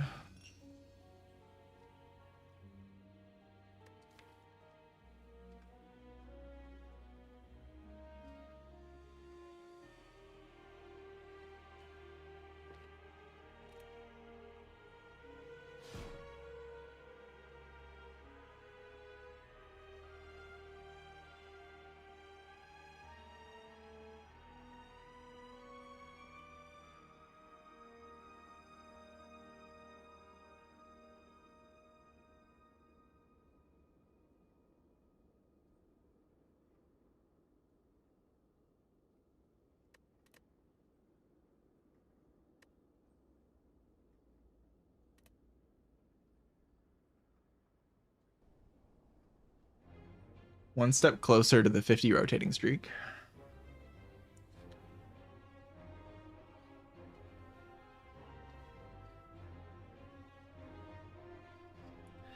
What's my favorite character? It fluctuates, changes from different periods. Like, I'd say over the course of my time playing Slay the Spire, my favorite character has probably most often been the Defect.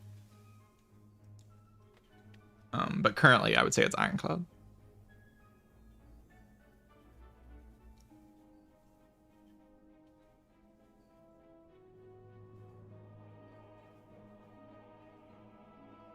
But I think it's been every character. Probably the least often been Silent.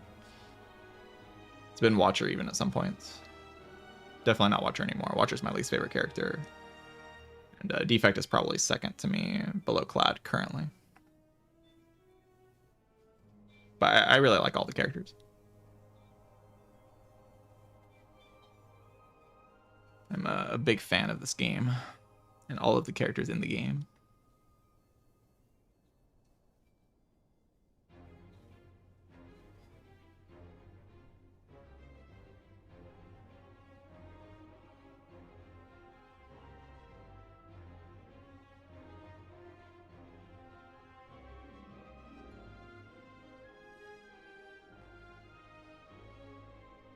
All right. So I may play Silent, but I need to go check with my sister. She might want to play some games. So she got home from work a little while ago. I'm going to go see what she wants to do. If she wants to play some games, I'll probably end stream. But I'll go check with her first. See how she's feeling. Yeah. I'll be back in a few minutes.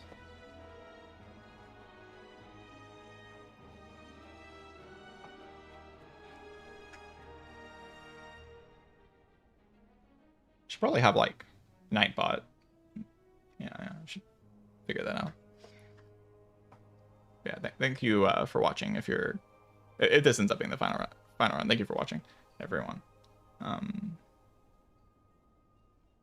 I'll be back tomorrow. If I end stream here, I'm gonna go check with my sister. I think she wants to play, but I'm gonna go make sure. BRB.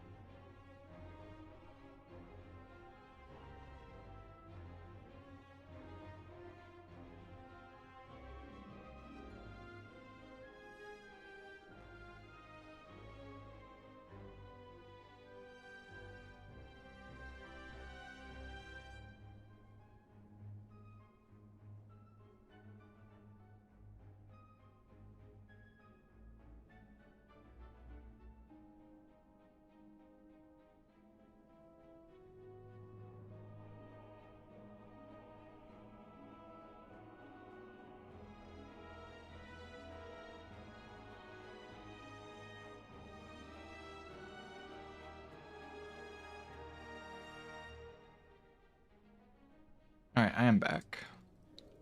So my family actually made plans to go out to get dinner without notifying me, so I do have to end stream.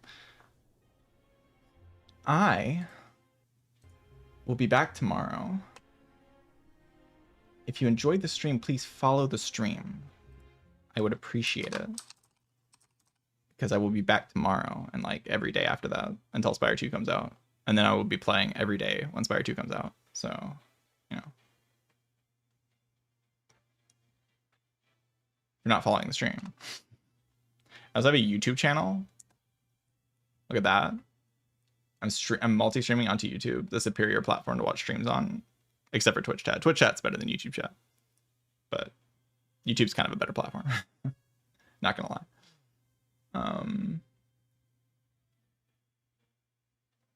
I will be making videos, I think, before Spire 2 comes out. I think I'm gonna do a tier list. My favorite tier list. But yeah. Hope you enjoyed the stream. I will be back tomorrow. Start with Silent, which isn't my favorite thing to do, but is what it is. I kind of felt like playing Cloud, so I just played Cloud. It was a good run. Barricade is funny. It's like one of the funniest P-boxes I've seen in a while.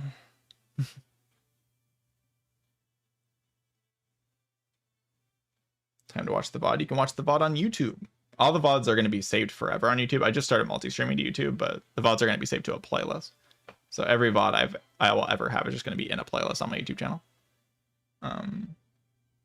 So that'll be an easy way to access all of the VODs. Which is pretty cool. Better than Twitch, I think. Because sometimes the chats, like in really old VODs, the chats go away anyway. So, and you can see the chat on screen because I have the chat on screen. So I think it's the best way to save VODs. It's just a multi-stream to YouTube and then save it to a playlist. So we'll be doing that from now on. I haven't had any problems with multi-streaming to YouTube. It seems like it works perfectly fine. So I will just continue to do that. But anyway, I will see you all later. Goodbye. Yeah, goodbye. Good stream. Goodbye.